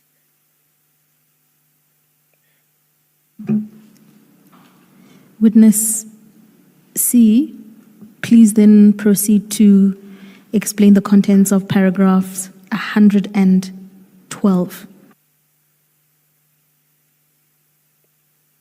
Thank you. In January 2025, Mr. Matlala indicated that General Sibiya informed him that he is buying a plot in Midrand, and the plot was to be registered under the names of his wife, and they are intending to convert that plot into a bread and breakfast. And for that, Mr. Matlala has indicated that he had given General Sibiya an amount of 2 million rands towards the purchasing and the for the B&B. And he had also indicated that these 2 million rands, he had personally gave it to General Sibiya at the house in Sandton, as he was directed by the general himself. This is the same house that I have indicated earlier on in my evidence, that this is where a character known as Serge Kabonge also owns or resides at the same estate. Witness C, please proceed through to finalize paragraph 112 and explain to the commissioners the manner in which the money discussed therein was handed over or dropped off to General Sibiya. Thank you. This money, 2 million rands, was dropped off in cash at the estate in Sandton, whereby he indicated that General Sibiya came out of the house and stood by the circle, where he didn't go in. He just extended his hand from the car whilst he was still sitting in the car, and General Sibiya took the money, and then as he drove off, General Sibiya walked back into the house. In the olden days, I would be asking about whether there is a paper trail. Of course, you've indicated that General Sibiya allegedly insisted on cash payments, so there would probably be no paper trail pointing to him, but there would be paper trail at least showing withdrawals that are either of the exact same amounts or amounts in that region. So these days everything is electronic, but it would still work the same way. Were you able to establish, or was someone else able to establish, if indeed there was a trail tending to match or show a link with the alleged payments to General Sibiya?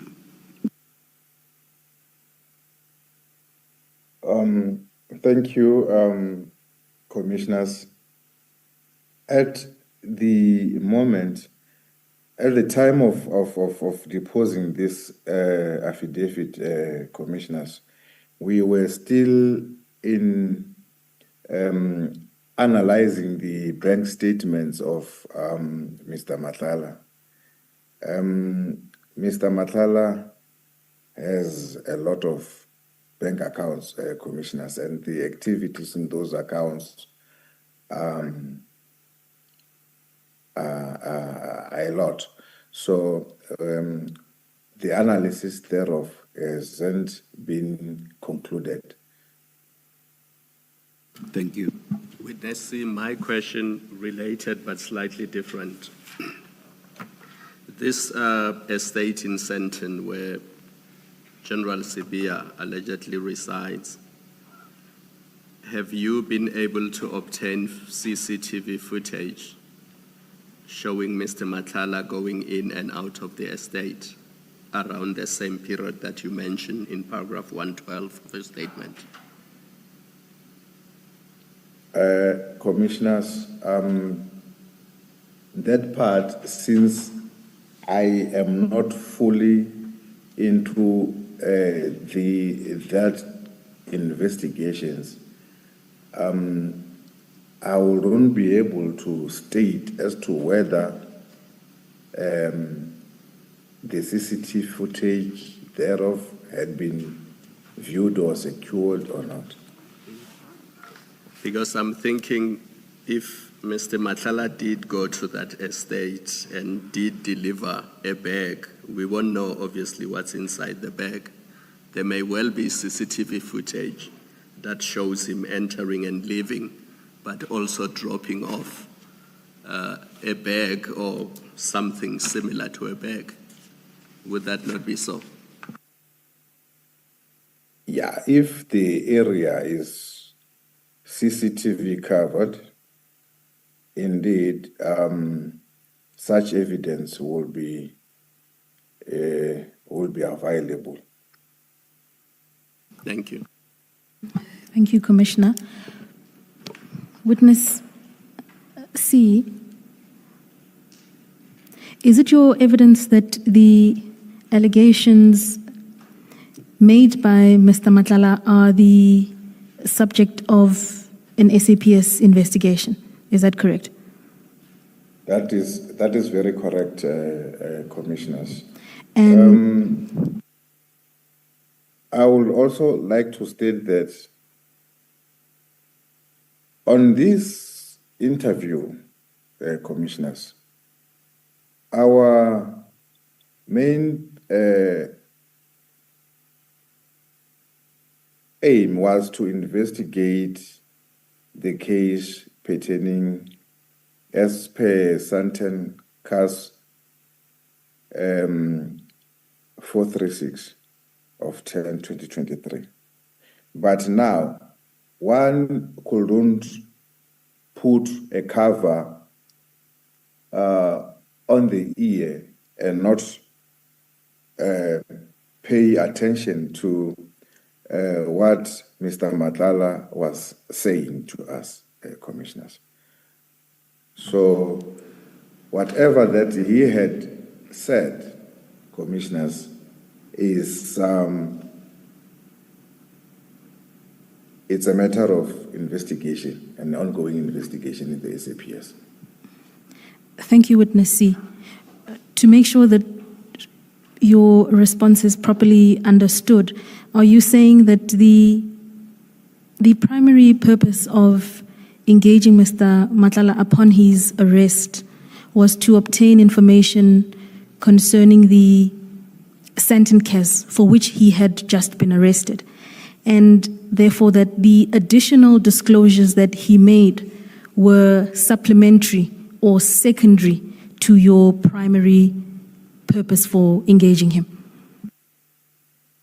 I will state it in this way, Commissioners. Matlala was arrested as per Sandton case 436 of 10/2023, which is an attempted murder case. Now, our reason for taking him to the to Boksburg police station was to detain him for that case. But he indicated that he wanted to talk. And yes, indeed, we gave him an ear so that he will talk and we will listen to what he was talking. And also the interest, another interest that I had on my side, Commissioners, it was for me I was hoping actually that he would tell me where Jerry Bushokha was, since Jerry Bushokha even today is still missing. But unfortunately on that part, he didn't tell. So as I said, we couldn't close our ears and avoid listening to those aversions that he was making. Thank you, Witness C. Please then proceed to discuss paragraph 113. Thank you. Of the other things that he indicated that General Sibia benefited from him is that he had given General Sibia a total of 20 impalas for his plot. And unfortunately, all of the 20 impalas died. Though he didn't specify as to for which plot and how did the impalas die. I still recall when I jokingly made a remark to say that maybe the impalas didn't like General Sibia, and then we just laughed about it. Thank you. For completion's sake, Witness C, the reference to impalas there, is that a reference to the antelope that lives in the wild? That is correct, yes. Correct.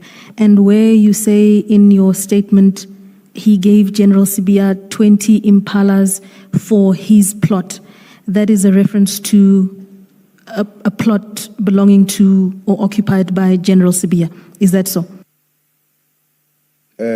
Commissioners, on that, he didn't specify as to whether it is for the new plot that he had bought, that General Sibia had bought, or the plot where General Sibia resides as in now.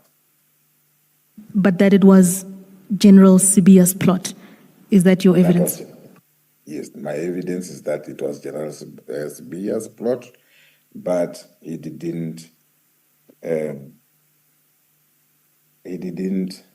specify as to which of the plots.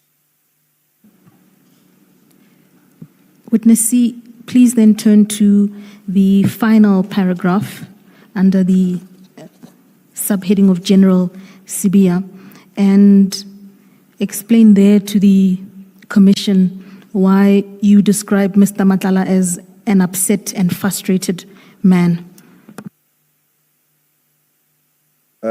Thank you.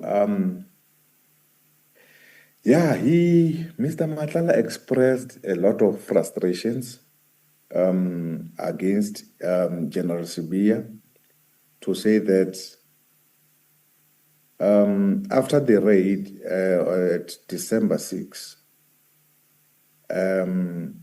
he was promised that the actions by the SAPS will be actually anything by the us to him will be diffused.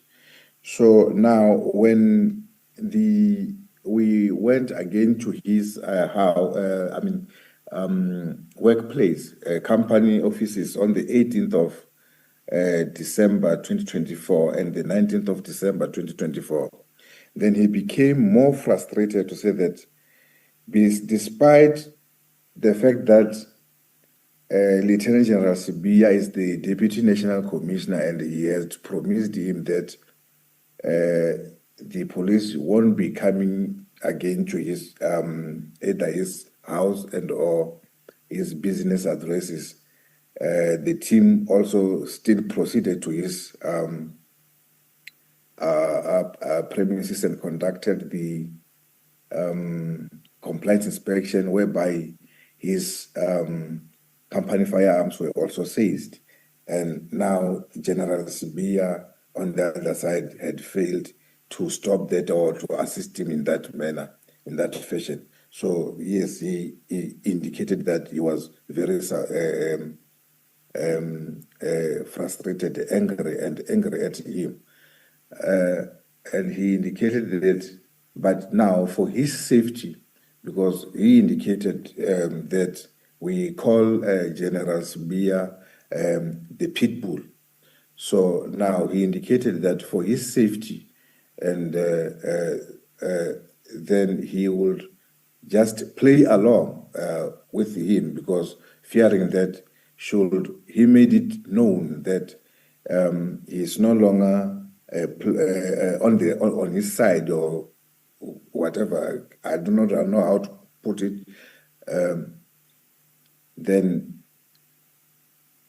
as he calls him pitbull, he knows that should General Sibia find out that Matlala has changed sides, then it means that it will be the end of his life. Thank you. Witness C, at the end of paragraph 114, you state that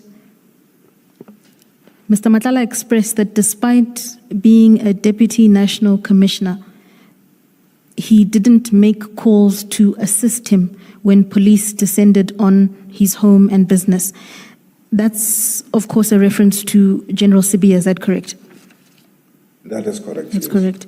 And in engaging Mr. Matlala, did he say to you on what basis he was entitled to or demanded assistance from General Sibia when the police descended on his home and business? What was his entitlement to that intervention from the Deputy National Commissioner? Thank you, Commissioners. As I have indicated on the, I think it was paragraph 90 something there, where he indicated that General Sibia, it will be paragraph 106, whereby General Sibia came to him and asked him to please take care of him, and he will take care of him. So since now General Matlala had been taking care of General Sibia, so General Sibia was also supposed to take care of him in return for that.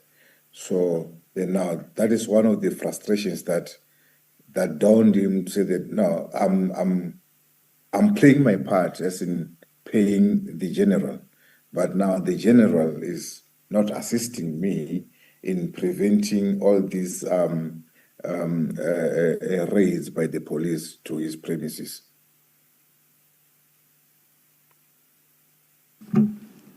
Witness C, our next subheading is titled General Feroz Khan.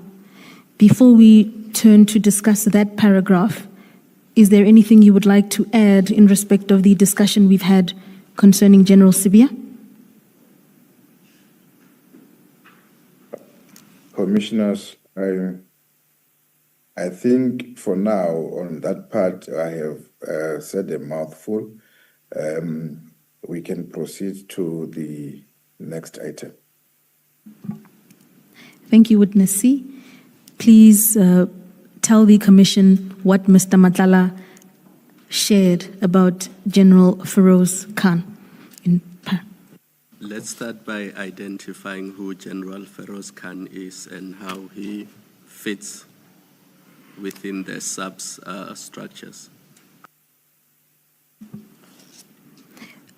Thank you, Commissioner.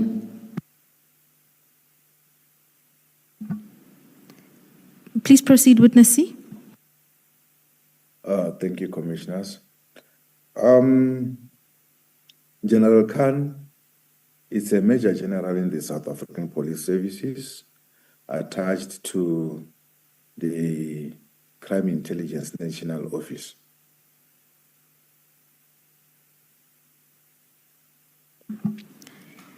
Thank you, Witness C. Please then proceed to paragraph 115. Thank you, Commissioners.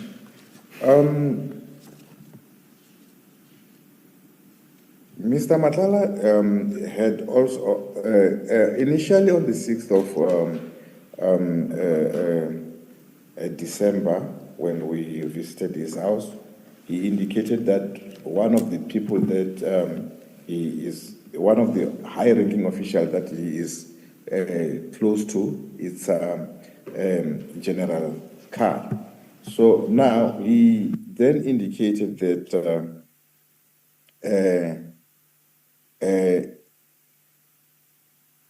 there were disciplinary charges that were brought against General Khan in the SAPS, and that General Khan demanded an amount of 2.5 million from him.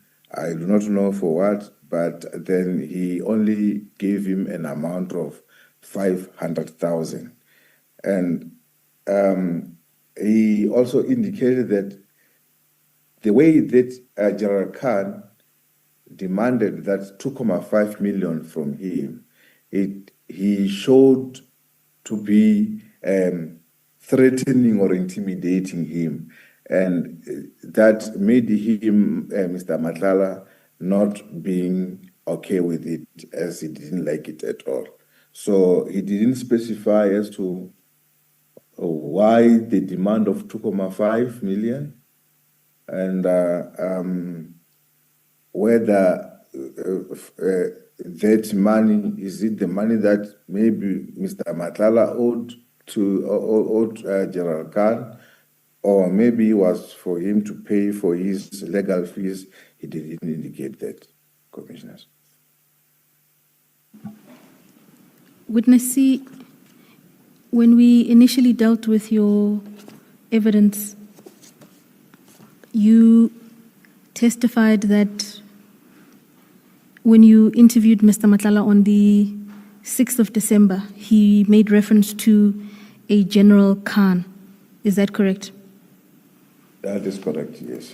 And on the 6th of December, he told you that General Khan would regularly utilize his penthouse at Mainland Main in Pretoria. Is that correct? That is very correct.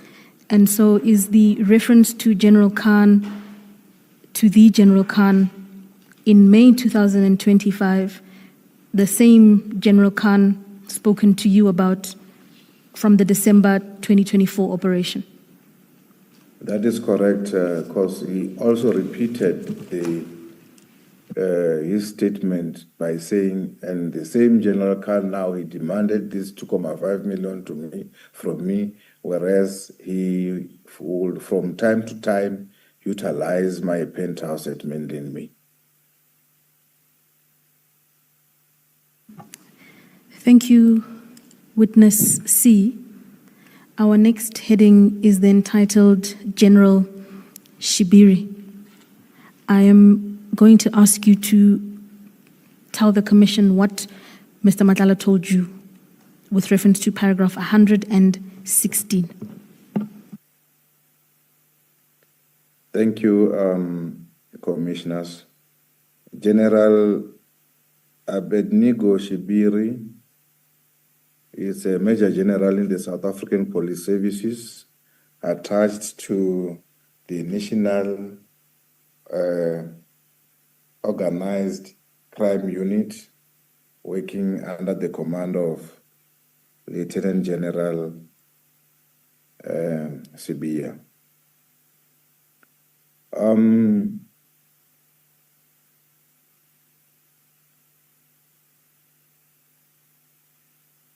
He was also close to General Shibiri, as also in the first encounter with him, he had indicated that when he was doing the name dropping, he dropped also the name of General Shibiri to say that he was close to General Shibiri.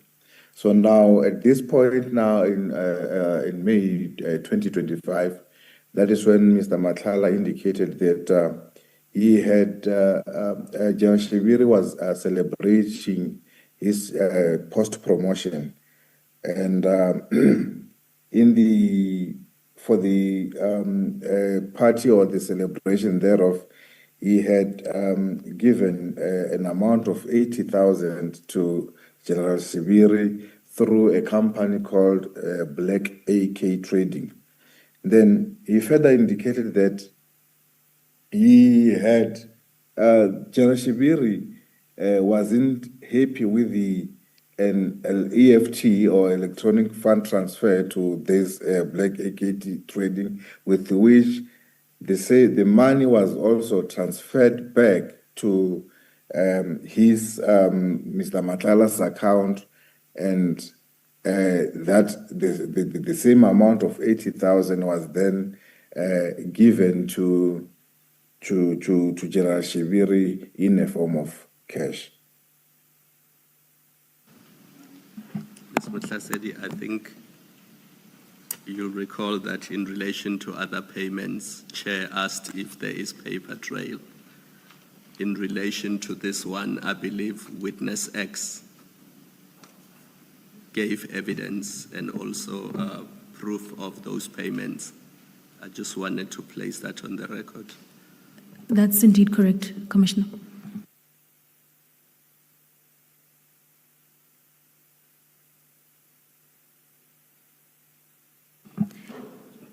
Chair, this concludes this aspect of the witness's testimony. It's in fact a conclusion of our final theme, which related to the arrest of Mr. Matlala. I sought guidance as to whether we should attempt to play the recordings now because they relate to this theme, or whether I should complete his testimony and then play the recordings at that stage.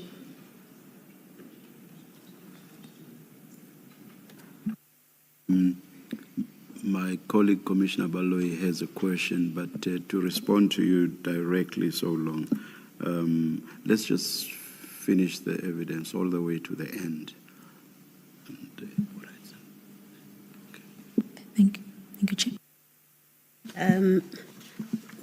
Witness C, about General Feroz Khan, did Mr. Matlala at any point, whether on the 6th or on the day of his arrest, explain the nature of his relationship with Feroz Khan, with General Khan, rather?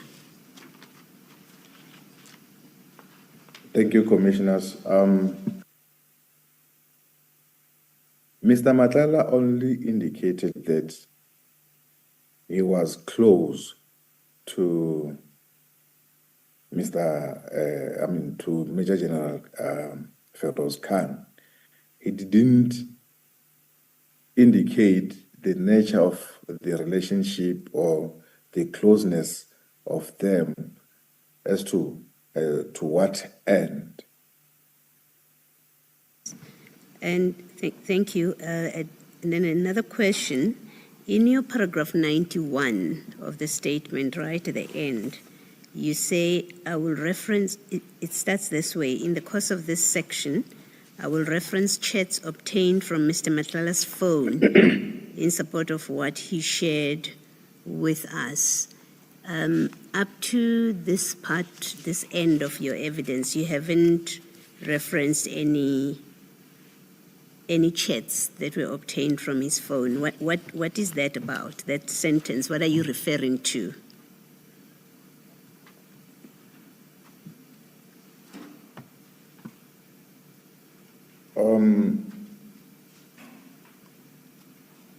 I do not have specific chats between General Khan and Mr. Matlala at hand at the moment, because I did not conduct the analysis of the imaging of Mr. Matlala's phones. All right, let me explain my question. That paragraph, how it starts, this is where you're talking about the chats that you say were informal chats, right? Maybe let's go back a bit. You say in paragraph 90, you say Mr. Matlala was read his rights and arrested. he asked to have an informal talk with us, right? That's in paragraph 90. And then That's correct. in paragraph 91, you then say the chat is recorded. And then you conclude that paragraph by saying, in the course of this section, I will reference chats obtained from Mr. Matlala's phone in support of what he shared with us. And when you turn to the next page, that's where you have the subheading, Minister Mkunu, and so on. So my question is not just about Major General Khan, it is your entire evidence about the subheadings that where you say I reference chats obtained from Mr. Matlala's phone in support of what he shared with us. Which chats are you referring to?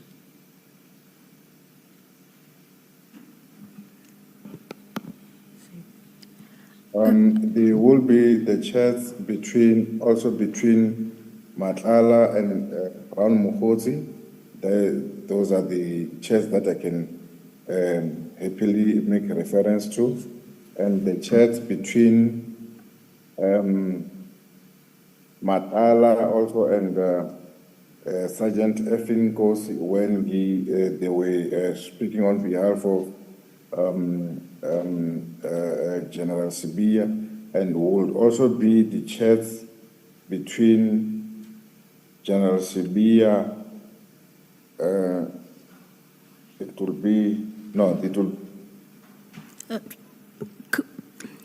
Thank you, Commissioner. Let me just try and see this. Are these the chats testified to by General Kumalo and by witness B? X, I'm told. Is that what you're referring to? Yes, correct, Commissioners. The chats are the ones that, yes, has been testified by witness X and Lieutenant General S.D. Kumalo. All right, thank you.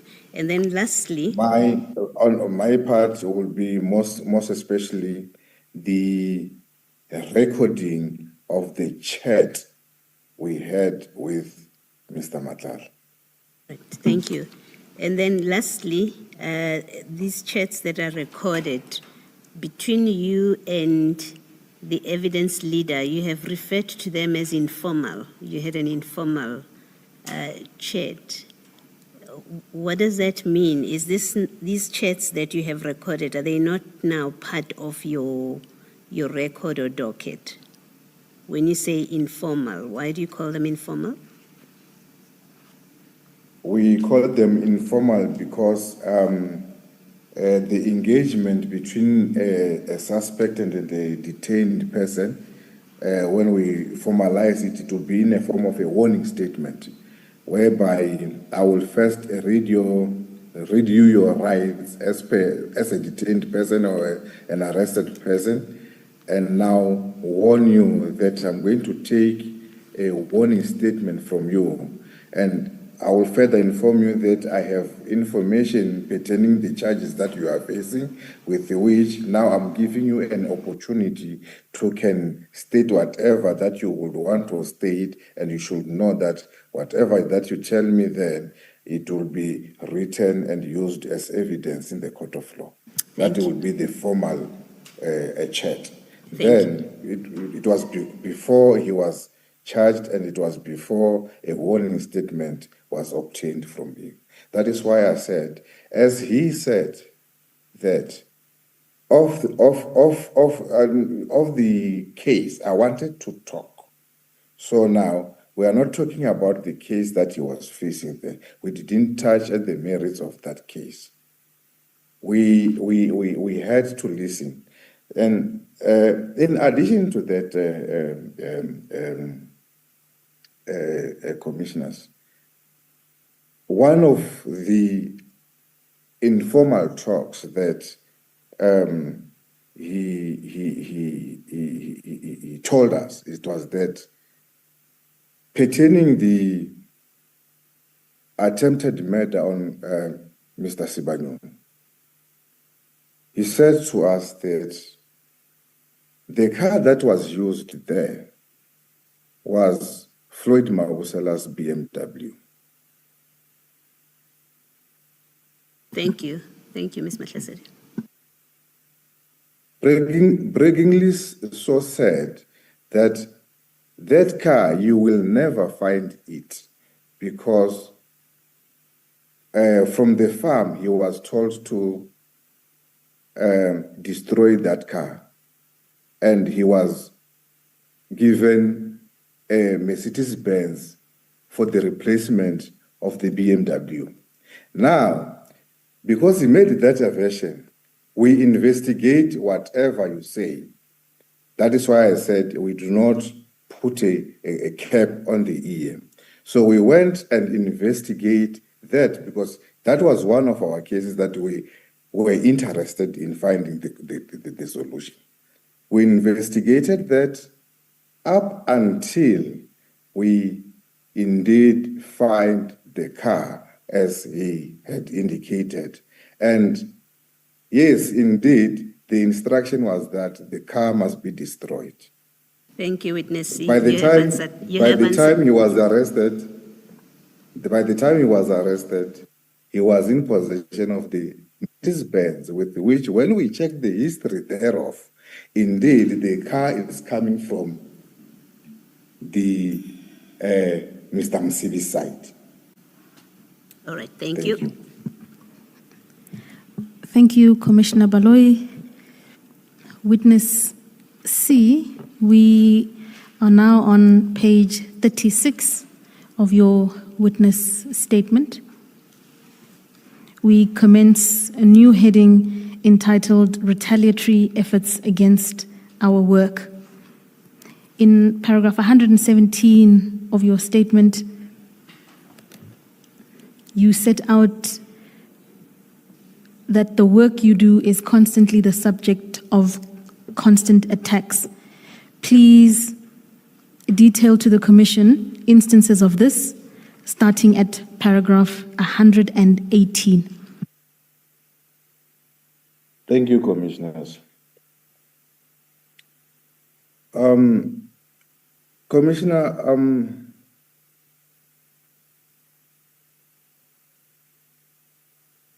we like myself, I told myself, I took an oath to become a police official.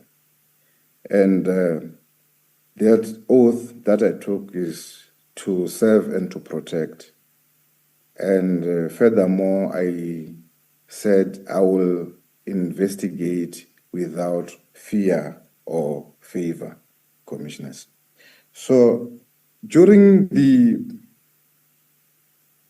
process of us working on these cases, in January, I think, January 30th, 2025, I proceeded to Groenberg Correctional Facility, and there was an inmate who had invited us to say that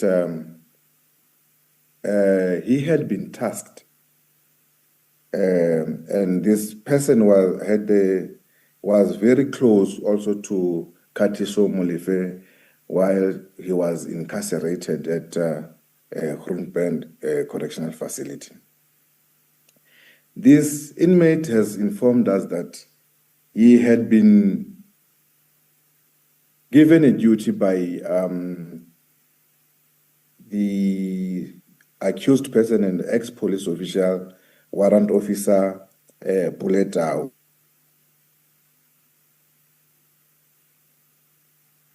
to assassinate witness A and witness B. And that arrangement was that he would contact a person from the outside that he knows as a contact of Mr. Taupule, known as Muzi, and Tau's daughter, known as Manana, that there will be the people who will be facilitating on the outside as to the payments and the resources for the assassination of witness A and witness B. So, and for this organizing this hit, he was promised that he will be given an amount of 50,000, and furthermore would he will be assisted in arranging the lawyer for his appeal, as he was on the verge of appealing his sentencing. And this the very same inmate also informed us that the legal representative of Warrant Officer Puletau had given or finished the copies of the docket, Ferenhenkes 275 of 4/2024, to Mr. Katisumulife. And this, to me, I find it very wrong, because the docket disclosure to Mr. Katisumulife was not yet done, as Mr. Katisumulife was still on the verge of applying for a bail. So this, I can tell that the legal representative, Mr. Franz Mashele, also knew that what he was doing is very wrong by giving Mr. Katisumulife the copies of the docket. Mr. Puletau knew that what he was doing in organizing hitmen, or to orchestrate a plan to have investigators in the SAPS, which is witness A and witness B, to be killed, it was very, very wrong. So this is one of the most disturbing parts in our lives, to say that as I have taken an oath to serve and to protect, there's one person who will go say that, no, you cannot do that, because me, I am corrupt, you must be corrupted like I am. See. Yes. Witness C, in that paragraph at the end, you say, and provided the two accused prior to the disclosure of the docket. Who are the two accused you're referring to there?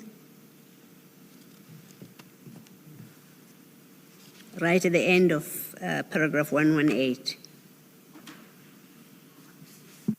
No, he was indicating that Mr. Mashele provided the copy of the docket to Mr. Katisumulife and to Musakekan. Thank you. Thank you.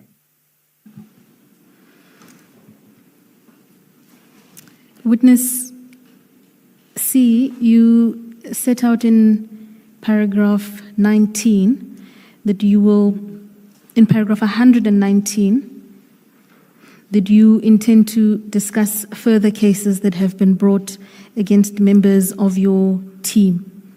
Can I ask you to turn to paragraph 120 and 121?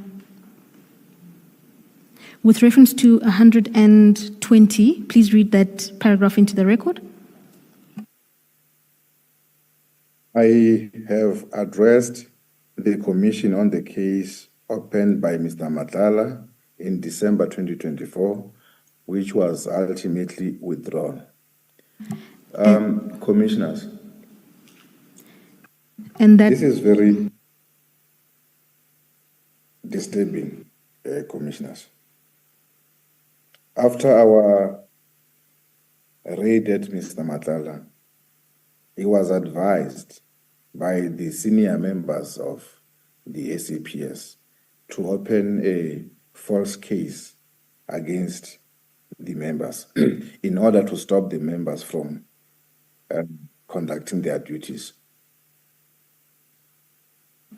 And I believe that this is very wrong and this is very disturbing. We are on the very low level ranks of the SAPS. And if there are those who are in the highest line of the rank structure of the Ms. SAPS Muhlaseli, would advise. is this not repetitive? Thank you, Chairperson. Resolve the issue in this manner. Witness C, please confirm that the reference in paragraph 120 to the case opened by Mr. Matlala relates to the High Court application that you have already addressed the Commission on. That is correct, Commissioners. Thank you, Witness C. At this juncture, then, I would invite you to address the Commission with reference to paragraph 121. Thank you, Commissioners. In December 2024, there were 3 cases that were opened against us, which is one case was by Ms. Fundiswa Nyangule, who is a partner of Mr. Katiso Molefe, and the 2 relatives being Lebohang Molefe and Phumulo Fanamoloi.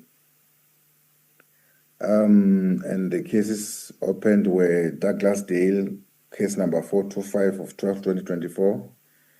Another one, Katlehong 237 of 12/2024, and Kliptown case 410 of 12/2024. All these cases, the allegations were that we have kidnapped the victims, Fundiswa Nyangule, Lebohang Molefe, and Phumulo Fanamoloi. Thank you, Witness. Thank you, Witness C.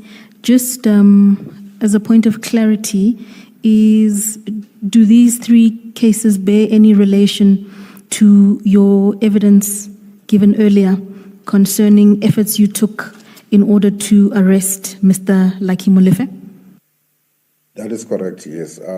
These cases, they came after we visited these 3 individuals, and the 2 of them, they took us to Standard 10 to look for Mr.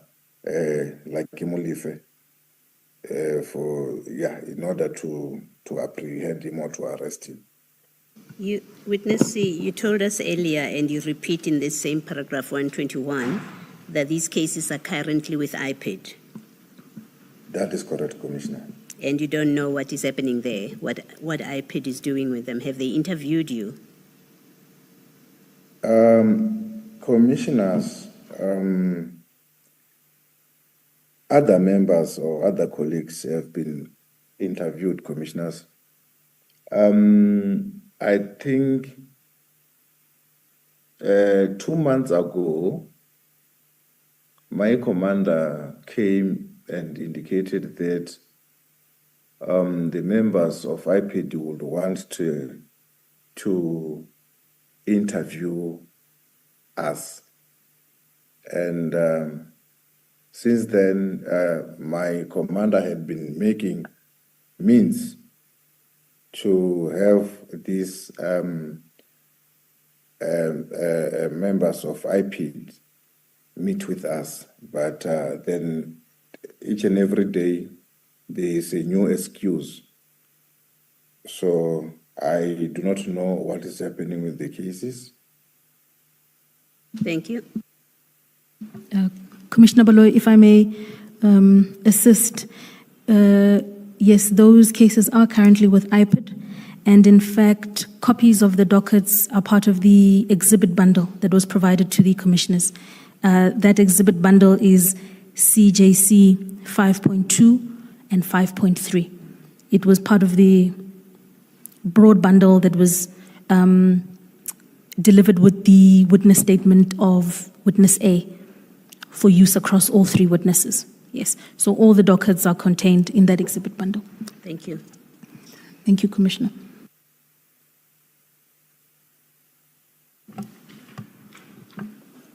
Witness C, please then turn to the contents of paragraph 122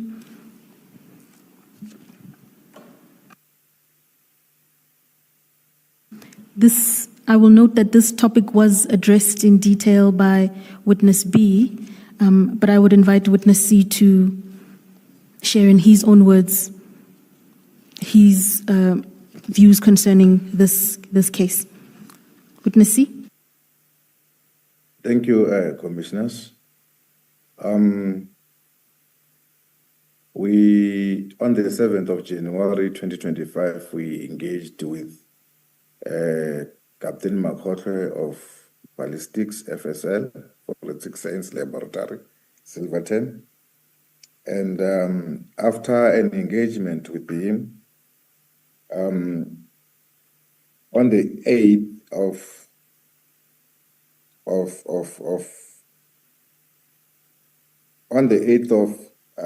January, when we went back to his office, that is where now at the office of Brigadier Mkhabela, Brigadier Mkhabela informed us that he advised the member not to engage with us anymore, and that he had advised the member, which is Captain Makhotle, to go and open a case of kidnapping against the members, with which at the moment the case is registered as case number Loate case 118 of 1/2025, with which I am one of the suspects in that case, and a warning statement had already been obtained from me. And this, I can tell that it is another way of stopping me or discouraging me and the team to conduct our duties. Witness C, in paragraph 119, you indicate that you consider the cases brought against the team to be meritless and to serve to distract the members. With reference to the Loate case that you've just explained, please share with the Commission why you view the case as being meritless and as serving an ulterior purpose. Thank you, Commissioners. This case, Commissioners, we contacted Captain Makhotle. I recall the day that on the 7th in the afternoon, around 2 in the afternoon, when we contacted him, it was just after I've learned that he has now been promoted to a rank of a captain. And I congratulated him to say that congratulations on your new rank. The promotion is a good thing. And we requested to meet with him. He indicated to us that he was currently on leave, but he would like to meet with us at Loate SAPS. We proceeded to Loate SAPS. We introduced ourselves even to the shift commander there. I think I also handed over the copy of my appointment card, so that to verify that indeed I was a member of the SAPS. Witness C, the question is, why do you think that the case against you, kidnapping charge, is meritless? Do you want to answer that directly? Commissioners, I was coming to that, to the answer to that. Maybe I'm taking a bit longer in a lack of a direct approach to that question, or to answering that question, Commissioner. All right, please continue then. If the commissioners can allow me to continue on that regard. Commissioners, at the police station, that is where now we started to have an interview with Captain McCall, who indicated that he would want to access the case file. He made contacts to one Colonel Mota and to Brigadier Mukabel, saying that he would want to access the case file at the office. And then Brigadier Mukabela gave him his blessings to say that you can contact Colonel Mota, who will open the safe for the case files for you. And then he contacted again Colonel Mota. Lieutenant Colonel Mota, in return, he said that it is just unfortunate that at the present moment where I am drunk in such a way that I cannot drive from wherever I am to the office to open. And after that call, he dropped it and he phoned back again to say that the case file has been transferred to KZN Amazon Dot. So then that is where now Captain McCorfey suggested that no, since when the case file has been transferred, let's head to my office, because on my computer system, I have each and everything that I do, I have a backup on the system. So that is when now we proceeded there.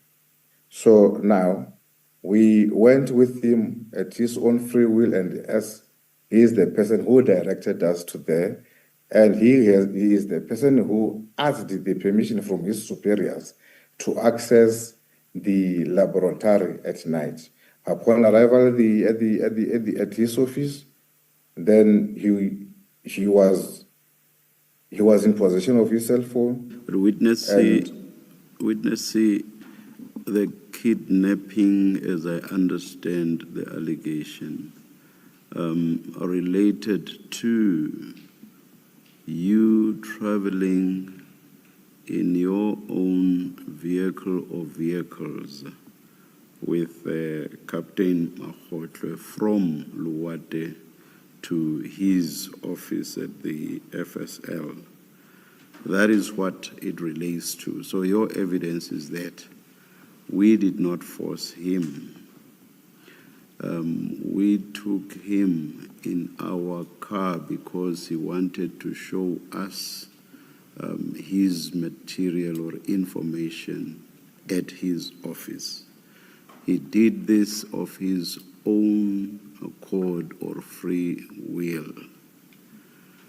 Therefore, because he did this freely and voluntarily, there was no kidnapping. Is that not enough to answer the question that was put to you?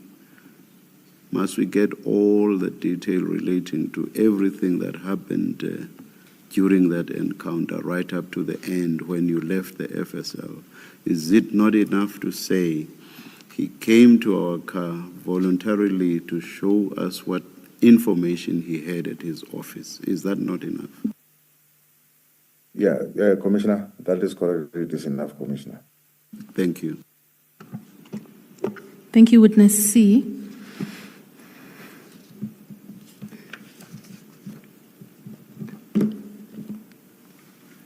Chairperson, that then brings us to our ultimate topic, which is essentially the conclusion of Witness C's evidence.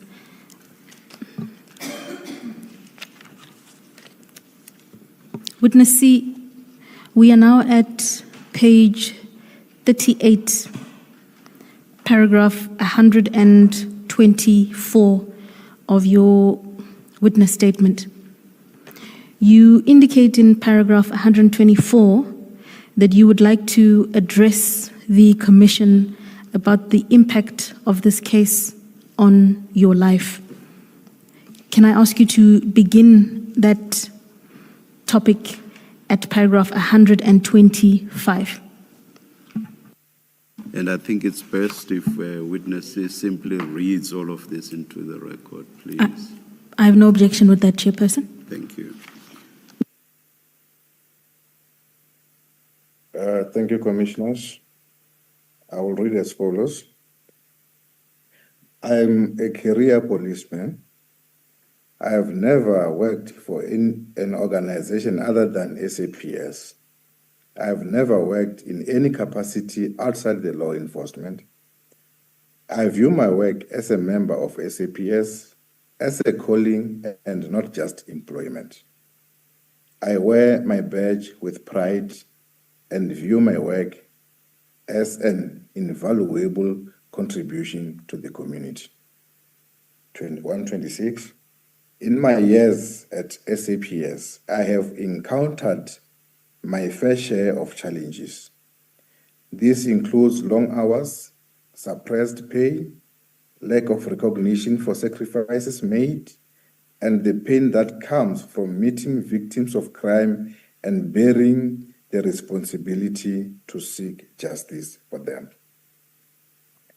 However, this case has taken more from me than I ever could have imagined. I am not living a lie. I am living a shadow of my former life. On the professional front, I am no longer able to execute my duties in the manner I previously did because I cannot move freely in public without 24-hour protection. It is difficult to meet with informants or to make new connections. As my current condition is not conducive to blending in and meeting people in order to get information, I cannot go to court normally and seek my orders. My movements are not free and spontaneous. On the personal front, I cannot live a normal life. I cannot go to the gym or eat out without risking my life. I have a family that I am deeply committed to, but cannot take my family to a shopping mall or arrange that we go out on a holiday. I rarely see my family because doing so is a direct endangerment of their lives. This has alienated me from my family, in particular my wife, children, who I have not seen in an extended period of time.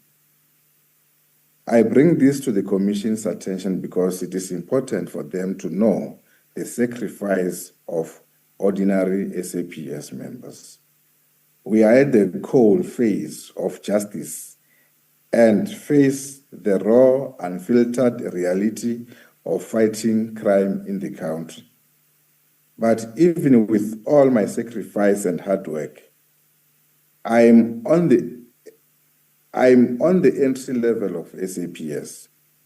My colleagues and I are ordinary SAPS members, and we need assistance in breaking down corruption and the politicization of the SAPS. It is difficult for us to execute our duties when the corrupt individual we have encountered are senior ranking members in the SAPS. It is impossible to fight well-resourced, organized, and ruthless criminals when your own superiors are co-opted and complicit in criminality. With the current environment, South Africa will not win the war on organized crime, CIT, transporter hijacking, drugs, kidnappings, and extortion. Corruption within SAPS only makes it hard to do our work, but it is disillusioning. It is career limiting and causes disassociation from our colleagues who avoid us. Our colleagues know that you are investigating these cases and avoid you for the fear of facing repercussions. I make this statement not to seek sympathy, but to make the Commission alive to the reality of committed, ethical, and ordinary SAPS members. I am grateful to General Mkwanazi, who lifted the lead on our circumstances. This is the conclusion of my testimony at this juncture. Thank you, Chairperson. That is the conclusion of witness C's evidence. Yeah, of course, it's subject to us listening to the recordings. Yes. Yes. 5 minutes to 1, Chairperson. Should we not take the lunch adjournment at this stage? And we were told that we would be getting earphones or headphones in order to set up, get all of those. Maybe let's resume at 2 p.m. Thank you, Chairperson. We will use the lunch to attend to those. To get us ready. Let us adjourn until 2 p.m.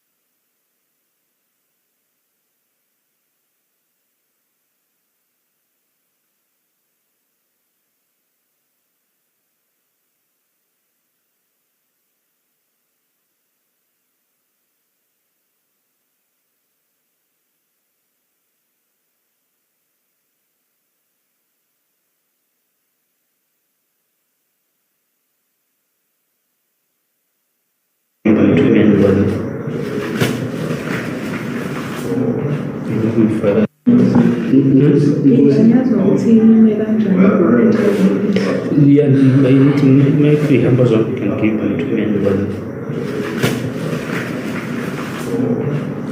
further.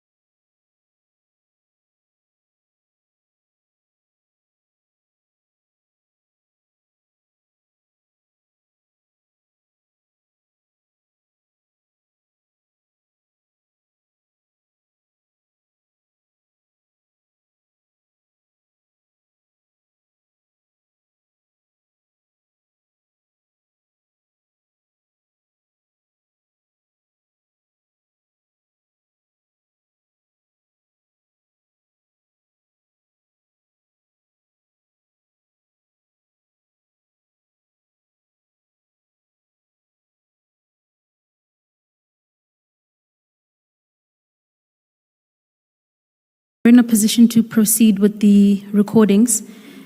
As indicated earlier, they're short snippets of a larger audio clip. Witness C, can I confirm that you are there and can hear us?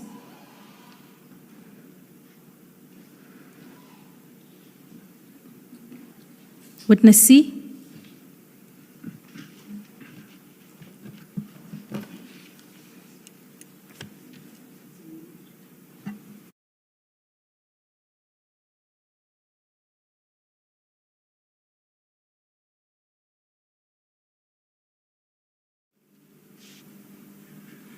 Witness Let C, me- please unmute yourself.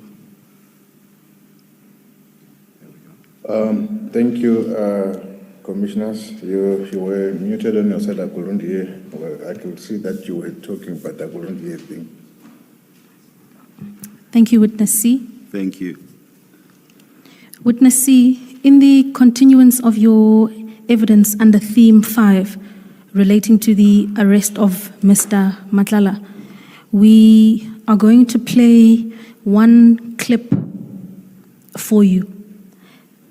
You earlier indicated that the source of these clips is your interview of the 14th of May.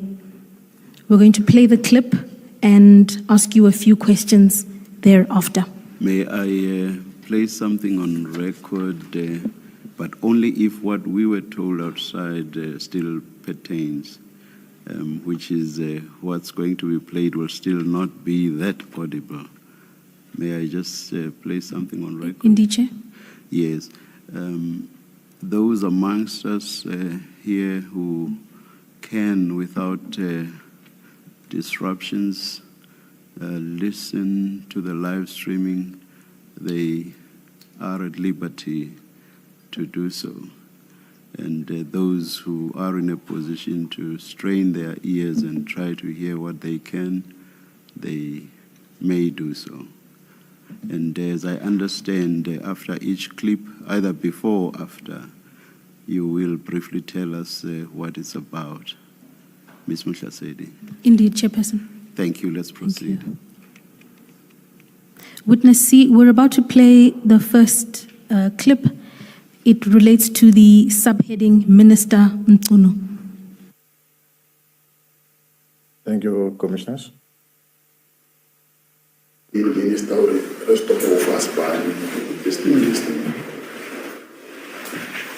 So I know it's you. But now, also contract job, whereas you have just told us for it, you funded the flight and stuff. Yes, meaning he's biting me from one room against us, my island. That's why I couldn't get it. I was in Turkey with a lamb. I took my food, you can open and see. You can take a gig in waiting today to Brown Water. They say this to the minister. So I did that January 8th. Even on my bank statements, I think you'll see them. I hope I doesn't come back again. Okay? My bank statements, you'll see, I got a how likely. You can be very excited to take money. How large? Yeah, something how likely is just one. Yeah. Yeah.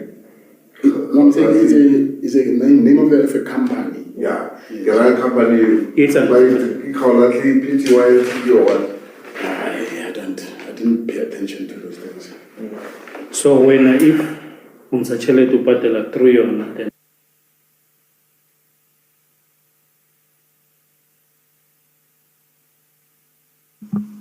Witness C,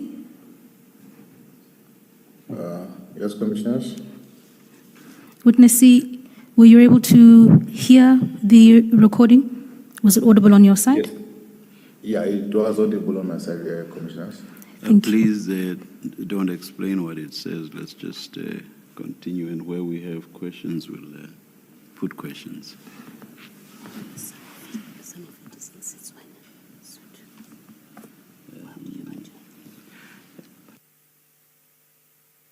And those parts that are not in English, I assume we'll get translation. Translation for them, indeed, Chair. To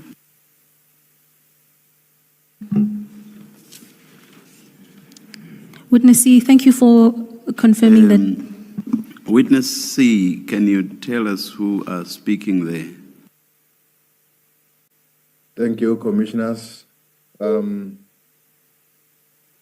will be me, witness C, and witness B, and witness A.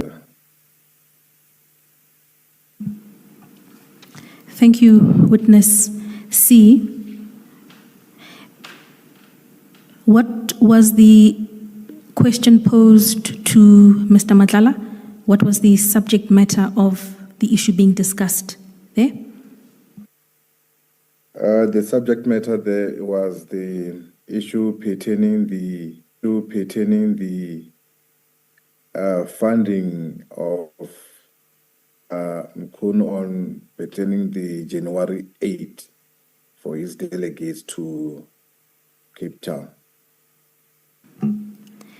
And what did Mr. Matlala indicate in the clip that he specifically funded for January 8?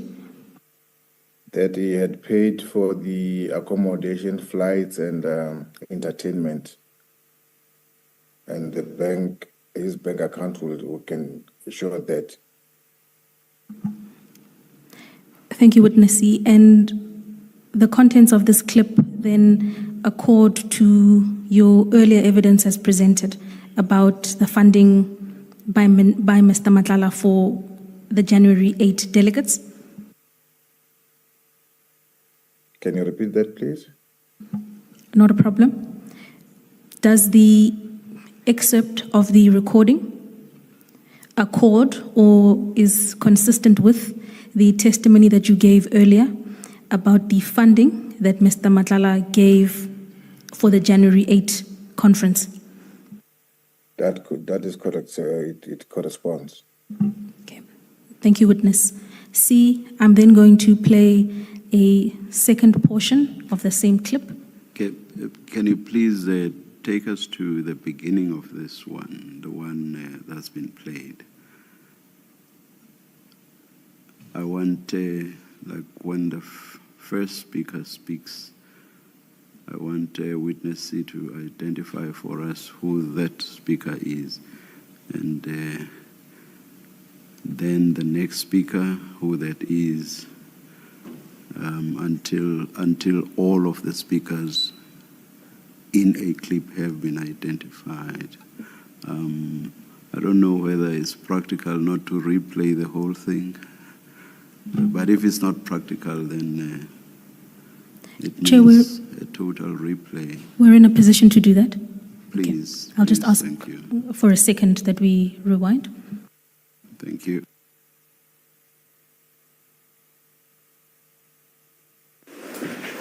So I know it's you. But now, who's the contract here? There are two people speaking over each other.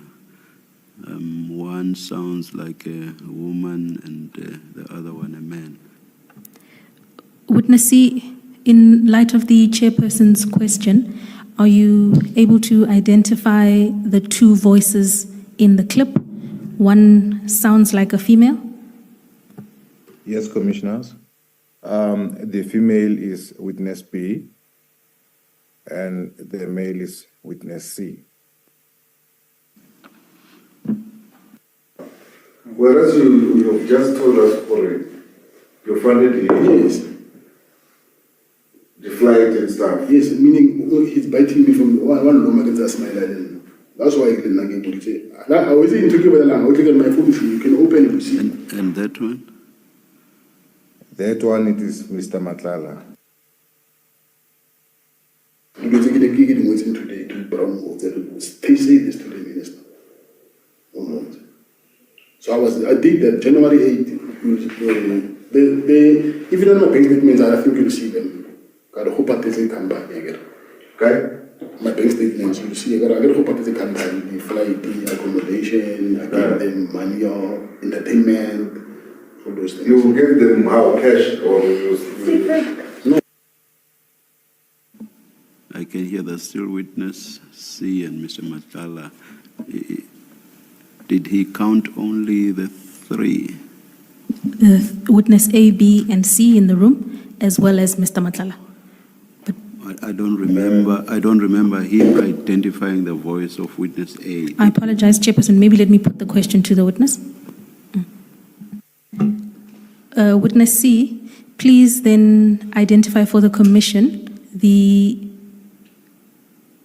voices of the individuals that we've heard thus far.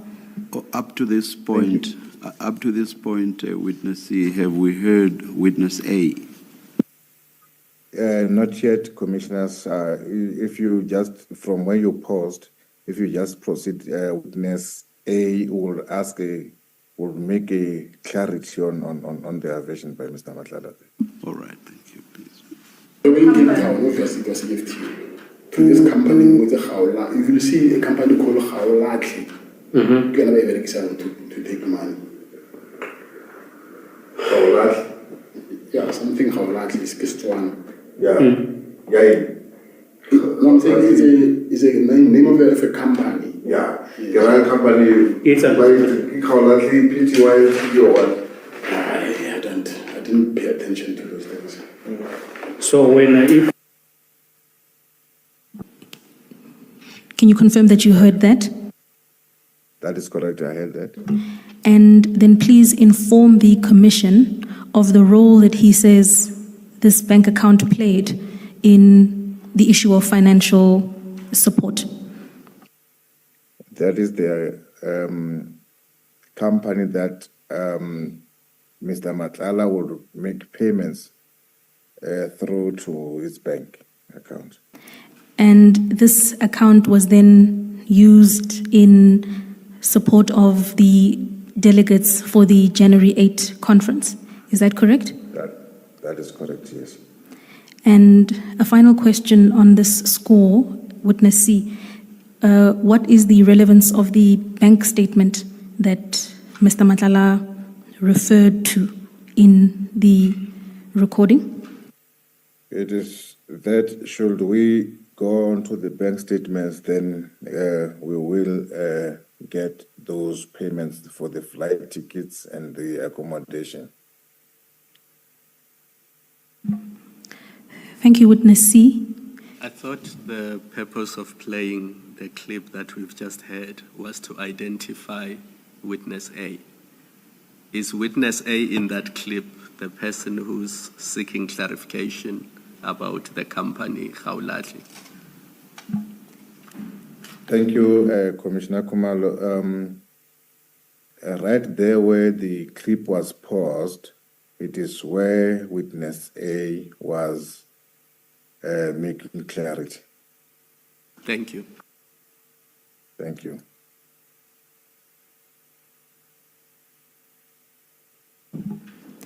Thank you, witness C. I'm going to proceed to another portion of the recording. Please hold on. Thank you.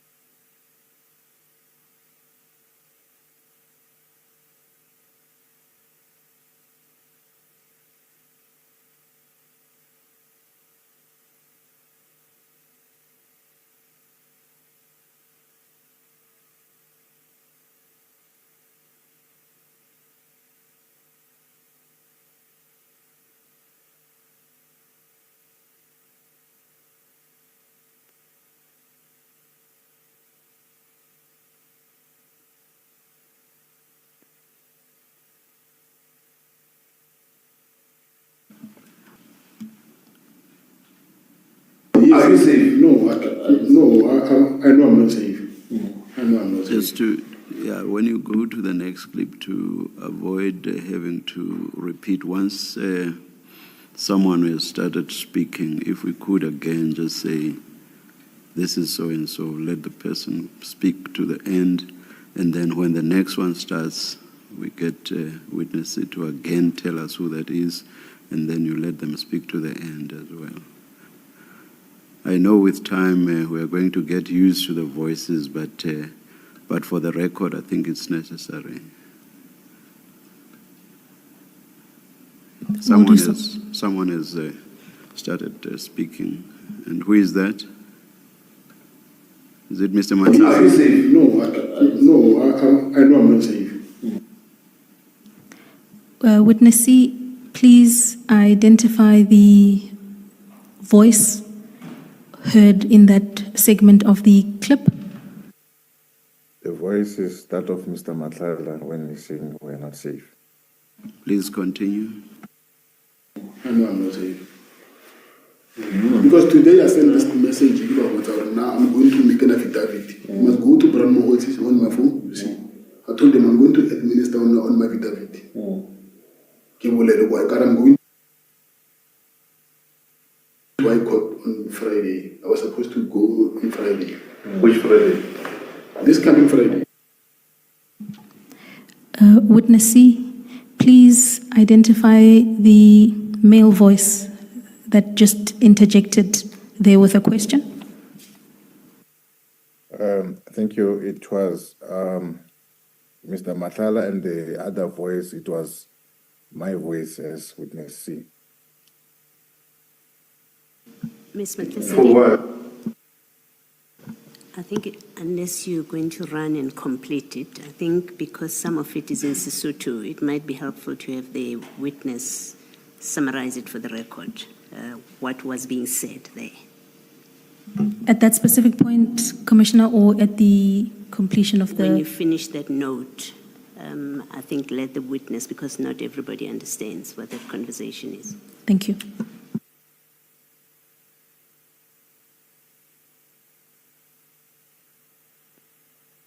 After Minister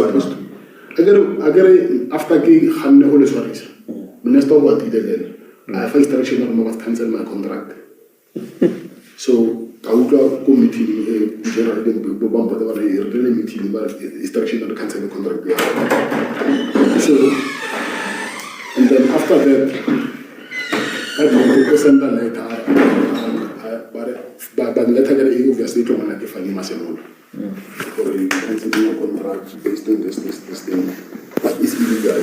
But okay, before I can even go Gadi register a contract, I'm going to mention what you guys, I was busy, you'll see this day. You'll see Vusumuzi. I typed it this morning actually. Yeah, you see. No, I'm saying I was talking to Vusumuzi. I was telling Vusumuzi what I'm going to put on the affidavit. Affidavit, I'm going to put it. I was supposed to put it tomorrow, and then Friday it was supposed to go to High Court. So they will do it on my behalf. But I'm going to put Minister there and then incriminate him against this is what he did. So that our now is playing dirty because he cannot force me to do something about them to wrong.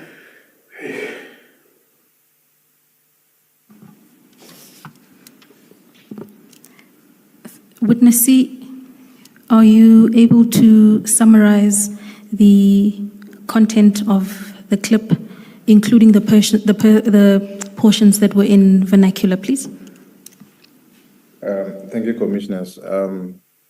There, in summary, it is where Mr. Matlala has indicated that in the morning of his arrest, he had written to Vusumuzi, informing him that he's going to make an affidavit at the High Court, and also that he was going to implicate the minister because of his criminality, because the minister, after he had refused to open a case against the team or the police, then the minister cancelled his contract with the SAPS. He has instructed General Fani Masemula to cancel the contract.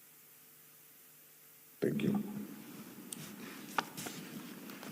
And the reference in the clip to I'm going to incriminate the minister in the affidavit, could you explain that to us? Yes, he indicated that he was going to incriminate the minister in the affidavit, as he was supposedly to be going to High Court on the coming Friday.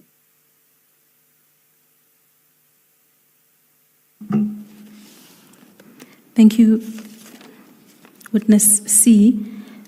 I'm then going to play a further.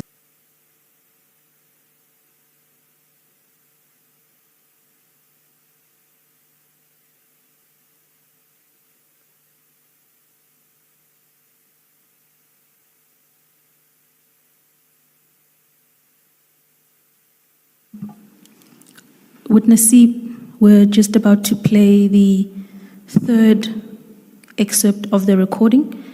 Just to locate it in your evidence, it comes under the subheading of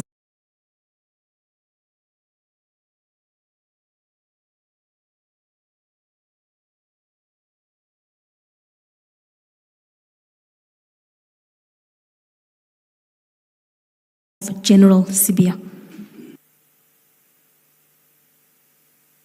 Okay. How can it be closed with the criminal? Yes. Yes, I'm saying how can it be closed with the criminal? Witness C, please identify the individuals whose voices we have heard thus far. Thank you, Commissioners. There is Witness A seeking clarity from Mr. Matlala as to how did he get close or how did he get to know General Sibia. Thank you. Sibia. He's a criminal himself.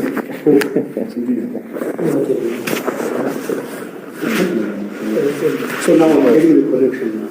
He's a criminal himself. It is. It goes back to the question why are you closing the criminal if you are not a criminal? I have remember then when for me to know Sibia, it's because of the old man who died. And he said to me, the old man is dead, and then I guess it's like away. So nothing no look the general is here, and then Yeah, for you to say. Yes, yes, I'm listening. so and then I guess it's when I felt the old man as a lady, and then can you talking about money. Okay, I stop right there.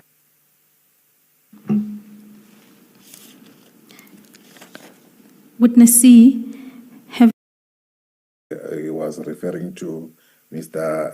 Msibi, that is no more, and General Sibia requested that he take care of him, and in turn, General Sibia will take care of him too. and can you confirm that the exchange of take care of me and I'll take care of you is consistent with your earlier testimony on this subject? That is correct, Commissioners. I also heard, some of us were born in Bophuthatswana. I also heard the early part where he said he's a criminal. So can the witness just confirm that that accords with his statement?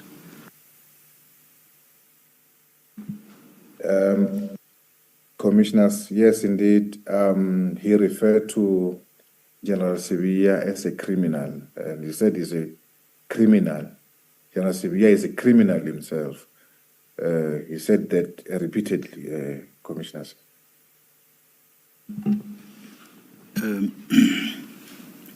How long is the entire recording, Ms. Mhlasedi? I'm not saying this to, No, to Chair. disrupt your packaging of the clips. Not at all. My understanding is that the recording of this day goes between 5 and 6 hours. These particular excerpts are withdrawn, of course, from that broader recording. Yes. Yeah, I think we will require a transcript of the whole thing with translations where that is necessary. And in fairness to those spoken about, the full recording, or rather the transcript of it, or even the recording, copies of the recording as is. But of course, transcription, a transcription as well, has to be shared not only with us, the commissioners, but also with those spoken about in the clip, in fairness to them. Okay.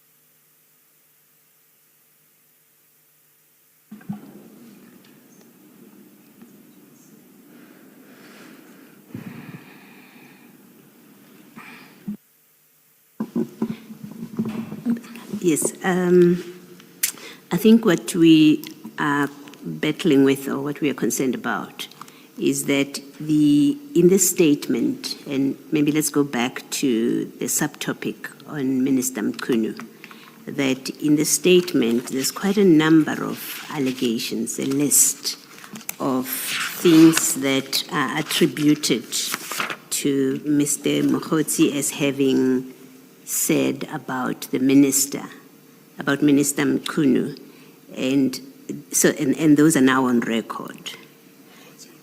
Mr. Matlala said about Minister Mkhunu, and those are now a matter of public record because the witnesses testified to them. The point of these audio recordings is to confirm that which is said in the statement. And I understand that because it's long, you're trying to be efficient, and so you've selected. But I think it does carry the risk of visiting an unfairness to the people that are spoken about, because some serious allegations are being made here. For example, in his statement 95, the witness says he told us that the minister engaged state security on his behalf and utilized grabber machines in order to pick up identities of sub-officials investigating him. That's not one of the clips you've played. And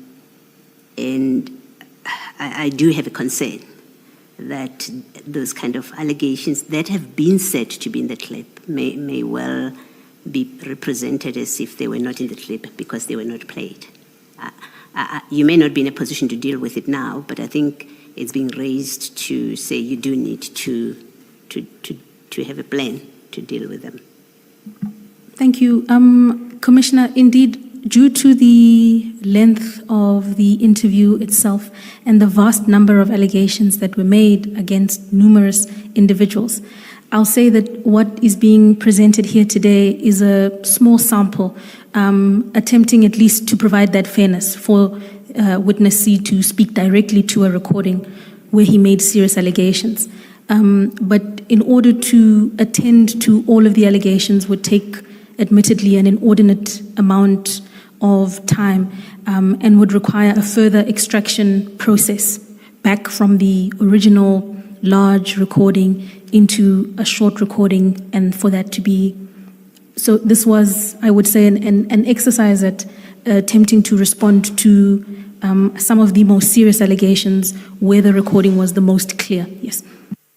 Perhaps to remedy any possible risk of prejudice is to make it clear that these are just some of the this is just extracts, not everything, because I think we sort of, or at least speaking for myself, I assumed that we were going to hear snippets of everything that is listed in here.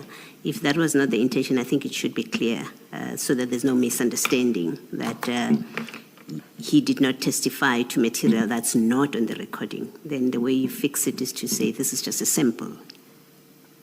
Is that Yes, doable? Yes, I can confirm, Chairperson and Commissioners, that the excerpts being played here today are a sample from the broader and larger recording that emanated from the informal discussion of that day, and not the totality of subject matter pertaining to the individuals. Yes. And meaning that anything that you are not playing but that is contained in the statement, it doesn't mean it's not in the recording. It doesn't mean it's not in the recording or addressed in the recording, but will certainly be part of the transcription that will be provided in due course. Thank you. Thank you, Commissioner Baloy.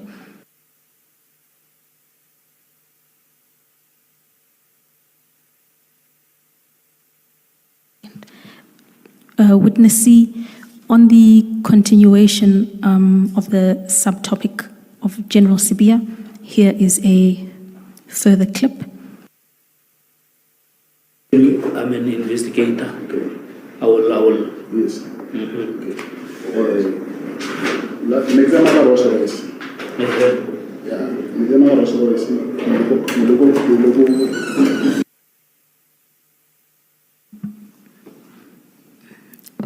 Just in the routine form, please identify the individuals whose voices we hear.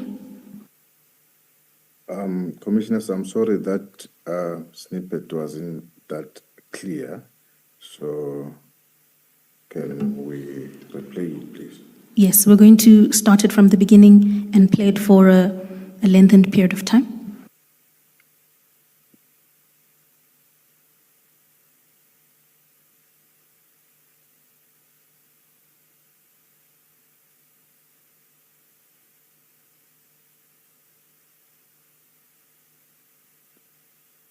So then I'm an investigator. I will. Yes. Next time I was arrested. Yeah, next time I was arrested. Neighbor at Mana Haiwa, which you man in Anya. I party that you don't be suspicious and everything. Yes. So neighbor party then Negamanga was always. Yeah. Then got a party in the 300,000. And then the other. Yeah. The first person who spoke, who says something about investigator, who is that? The first person who said as an investigator, it was witness A. The second? The second person, it was Mr. Matlala himself when he's responding that he was driving in a Rolls Royce when he went to the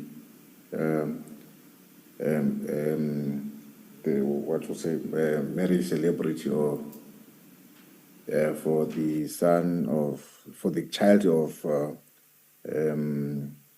General Sibia, whereby he gave him 300,000. And in that clip, is it just the two of them? There's a voice. I cannot hear whether it was me. I was far from the mic or the other person, but yeah, I think it was me.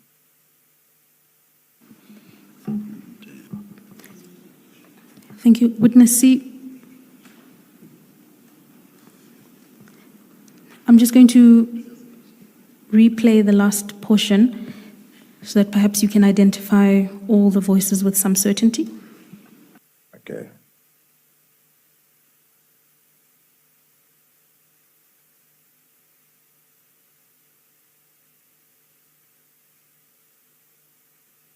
Yes. Next time I was arrested. Yeah, next time I was arrested. Neighbor at Mana Haiwa, which you man in Anya. The party that you don't be suspicious and everything. Yes. So neighbor party then Negamanga was always. Yeah. Then got a party in the 300,000. And then the other. withdraw that money on that day? And please go ahead, Ms. Mutlasedi. Thank you, Chairperson. Witness C, I was going to ask, having heard the clip for the second time, are you able to identify any other voice in addition to that of Mr. Matlala and Witness A, as you've identified? Yes, there is a voice of Witness A when Witness B, when she wanted the clarity as to whether did he withdraw that money on that day or not. And please explain to the Commission the reference to the money. What is its significance or role in the context of the recording we've heard? It is the part where it shows that Mr. Matlala also supported General Sibiya when his son was getting married. And the significance of the reference to a Rolls Royce?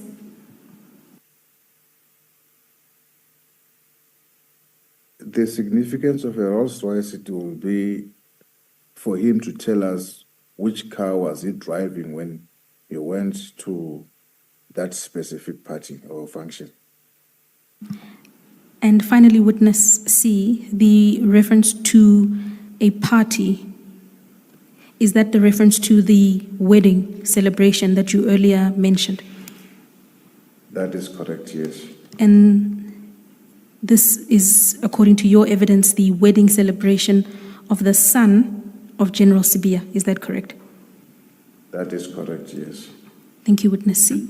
In this clip, do we get a response to Witness B's question as to whether the money Mr. Matlala is referring to had been withdrawn by Mr. Matlala? Indeed, Chairperson, there is a response. We just cut it there for brevity, but I've asked Mr. Michaels to continue. Yes. All right, thank you. Yeah, but And the withdrawal being a withdrawal the same day. Please continue. 100,000. And then the Did you other, withdraw that money on that day? yeah, but remember, I will withdraw maybe 500, and then maybe can say, can find 300, and then it's not show, yeah. So, le tema rush boy se can feel about 300 to contribute for lenyalo, and then happy go dollar make it go. You want? Okay.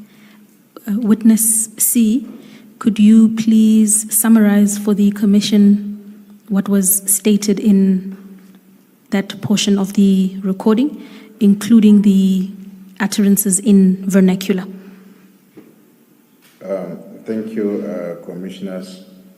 Yes, he confirmed that he had withdrawn the money on that day, but not specifically 300,000, but he withdrew an amount of 500,000, but gave General Sibiya an amount of 300,000. And just to confirm, this amount of 300,000 was given or handed over at the wedding celebration that you've earlier mentioned. Is that correct? That is correct, Commissioners.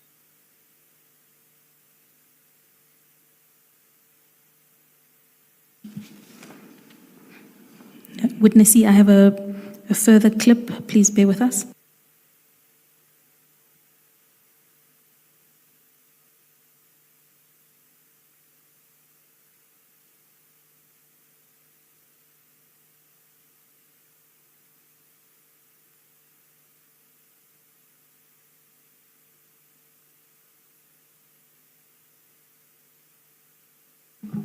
Okay.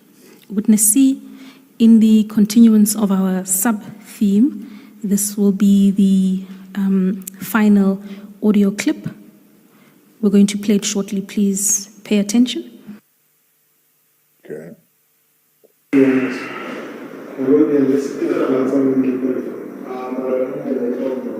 So Yana is someone who, when you mention money, he stops everything. Can I remember when they gave him money inside his office? Witness C, in the routine form, please identify the voice that we've heard. The voice that we have heard is that of Mr. Matlala.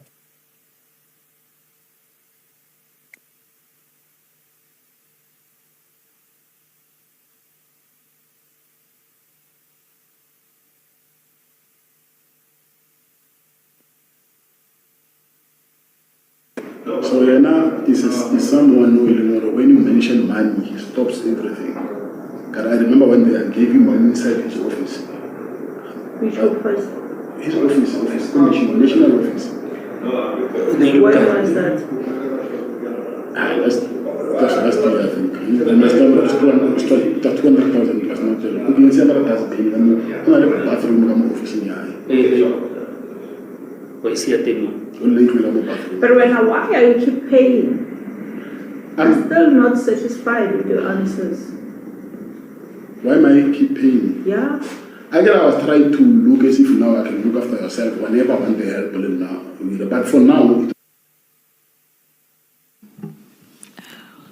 Witness C, in addition to the voice of Mr. Matlala that you earlier identified, please tell the Commission who the other voices belong to that we have heard. Thank you, Commissioners.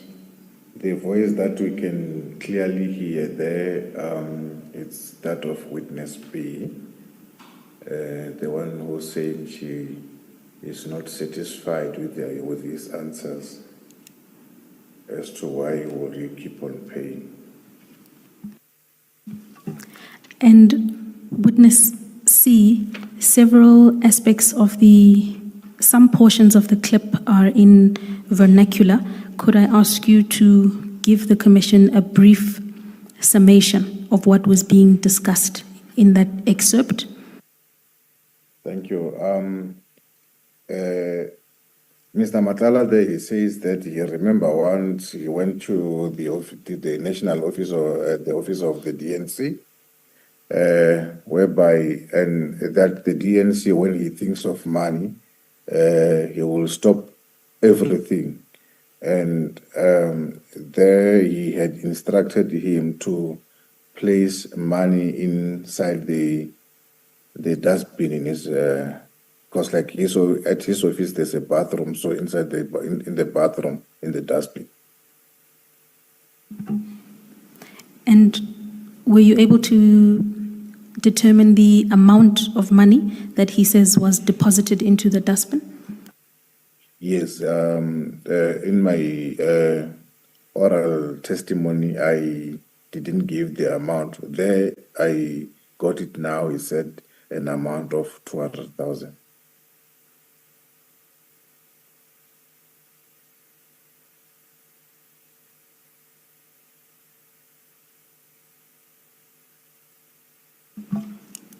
Thank you, Witness C. Chairperson, that's the extent of the recordings that we intended to play and the extent of our questions on this subject for Witness C. I was hoping to hear about the impalas.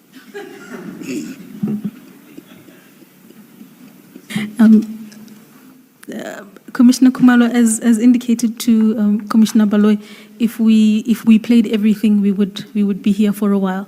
Indeed. If there's upwards of 4 hours. Yeah. Perhaps you should get the witness to confirm whether the recordings also include conversations about General Khan and General Shibiri, because you haven't played any of that.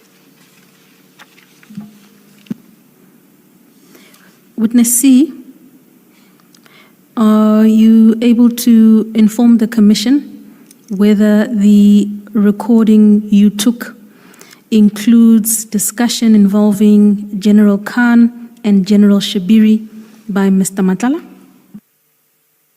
Thank you, Commissioners. Indeed, the recordings that we took, it includes that his utterances or discussions about General Khan and also General Shibir.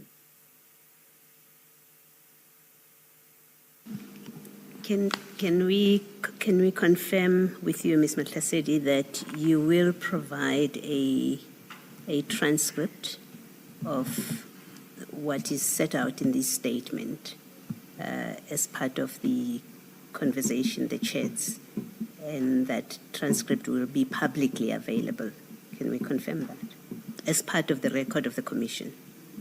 We can confirm that, Commissioner Baloy, subject, of course, to the fact that certain utterances in the transcript would reveal the identity of the three witnesses we've identified as A, B, and C, and so that might very well need to be redacted, as well as where the information relayed by Mr. Matlala relates to ongoing criminal investigations, which are at a sensitive stage and couldn't be disclosed.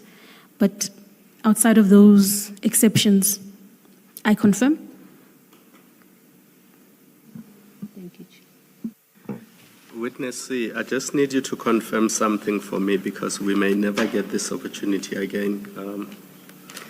Do you have your statement in front of you, your written statement? Yes, Commissioner Kamala, I do have. Please go to page 30 and tell me once you're there. I'm at page 30, Commissioner. Yes. Can you just confirm for us, when we listen to these recordings on our own, that what is set out in paragraphs 92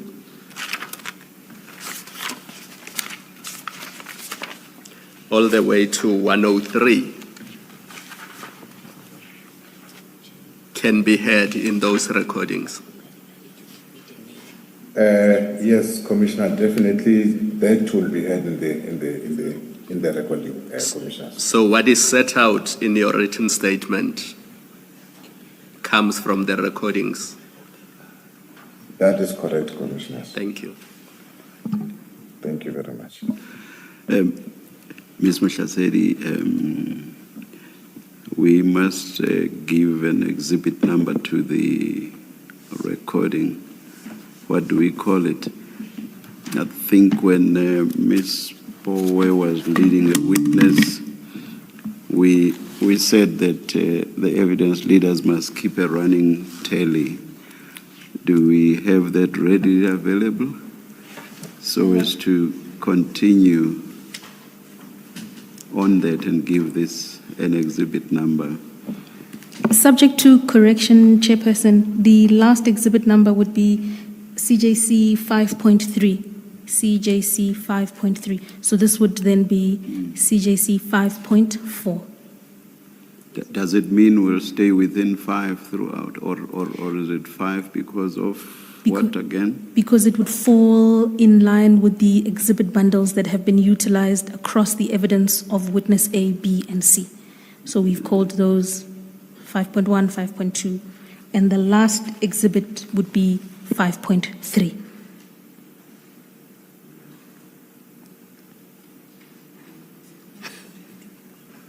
Yes. Okay. Yes. But please allow me an opportunity to confirm that and consider a more effective name if I'm incorrect about the sequencing. Thank you. For later. Indeed, Chairperson, I will get back to you. Thank you. Provisionally, then, let's call it 5 point what? 4, please. 5.4. CJC 5.4.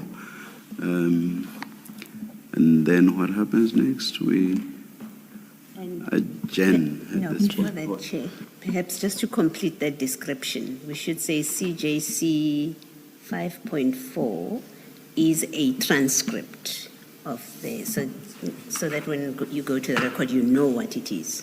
Indeed, Commissioner. Thank you. At this point, we adjourn and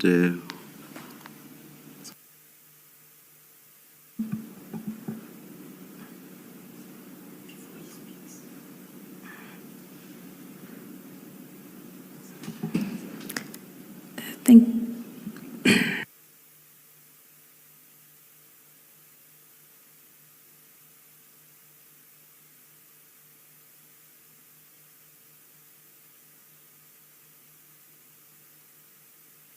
Chair, Yes, yes. my Ms. apologies. Mutlasedi. Might I thank witness C before I hand over to you to advise the public on the proceedings tomorrow? Let me do that. Witness C, thank you very much. Thank you. Thank you, commissioners, for giving me this opportunity, and I thank you. Between Ms. Sillo and Ms. Mutlasedi, do we know what is happening tomorrow? Chair, as I understand it, a request had been to stand down for tomorrow and hearings resume on Monday. That will be, lost track of, Monday the 3rd. So there will be no sitting tomorrow, Chair. Let's adjourn then and resume at 9:30 on Monday. Thank you, Chair.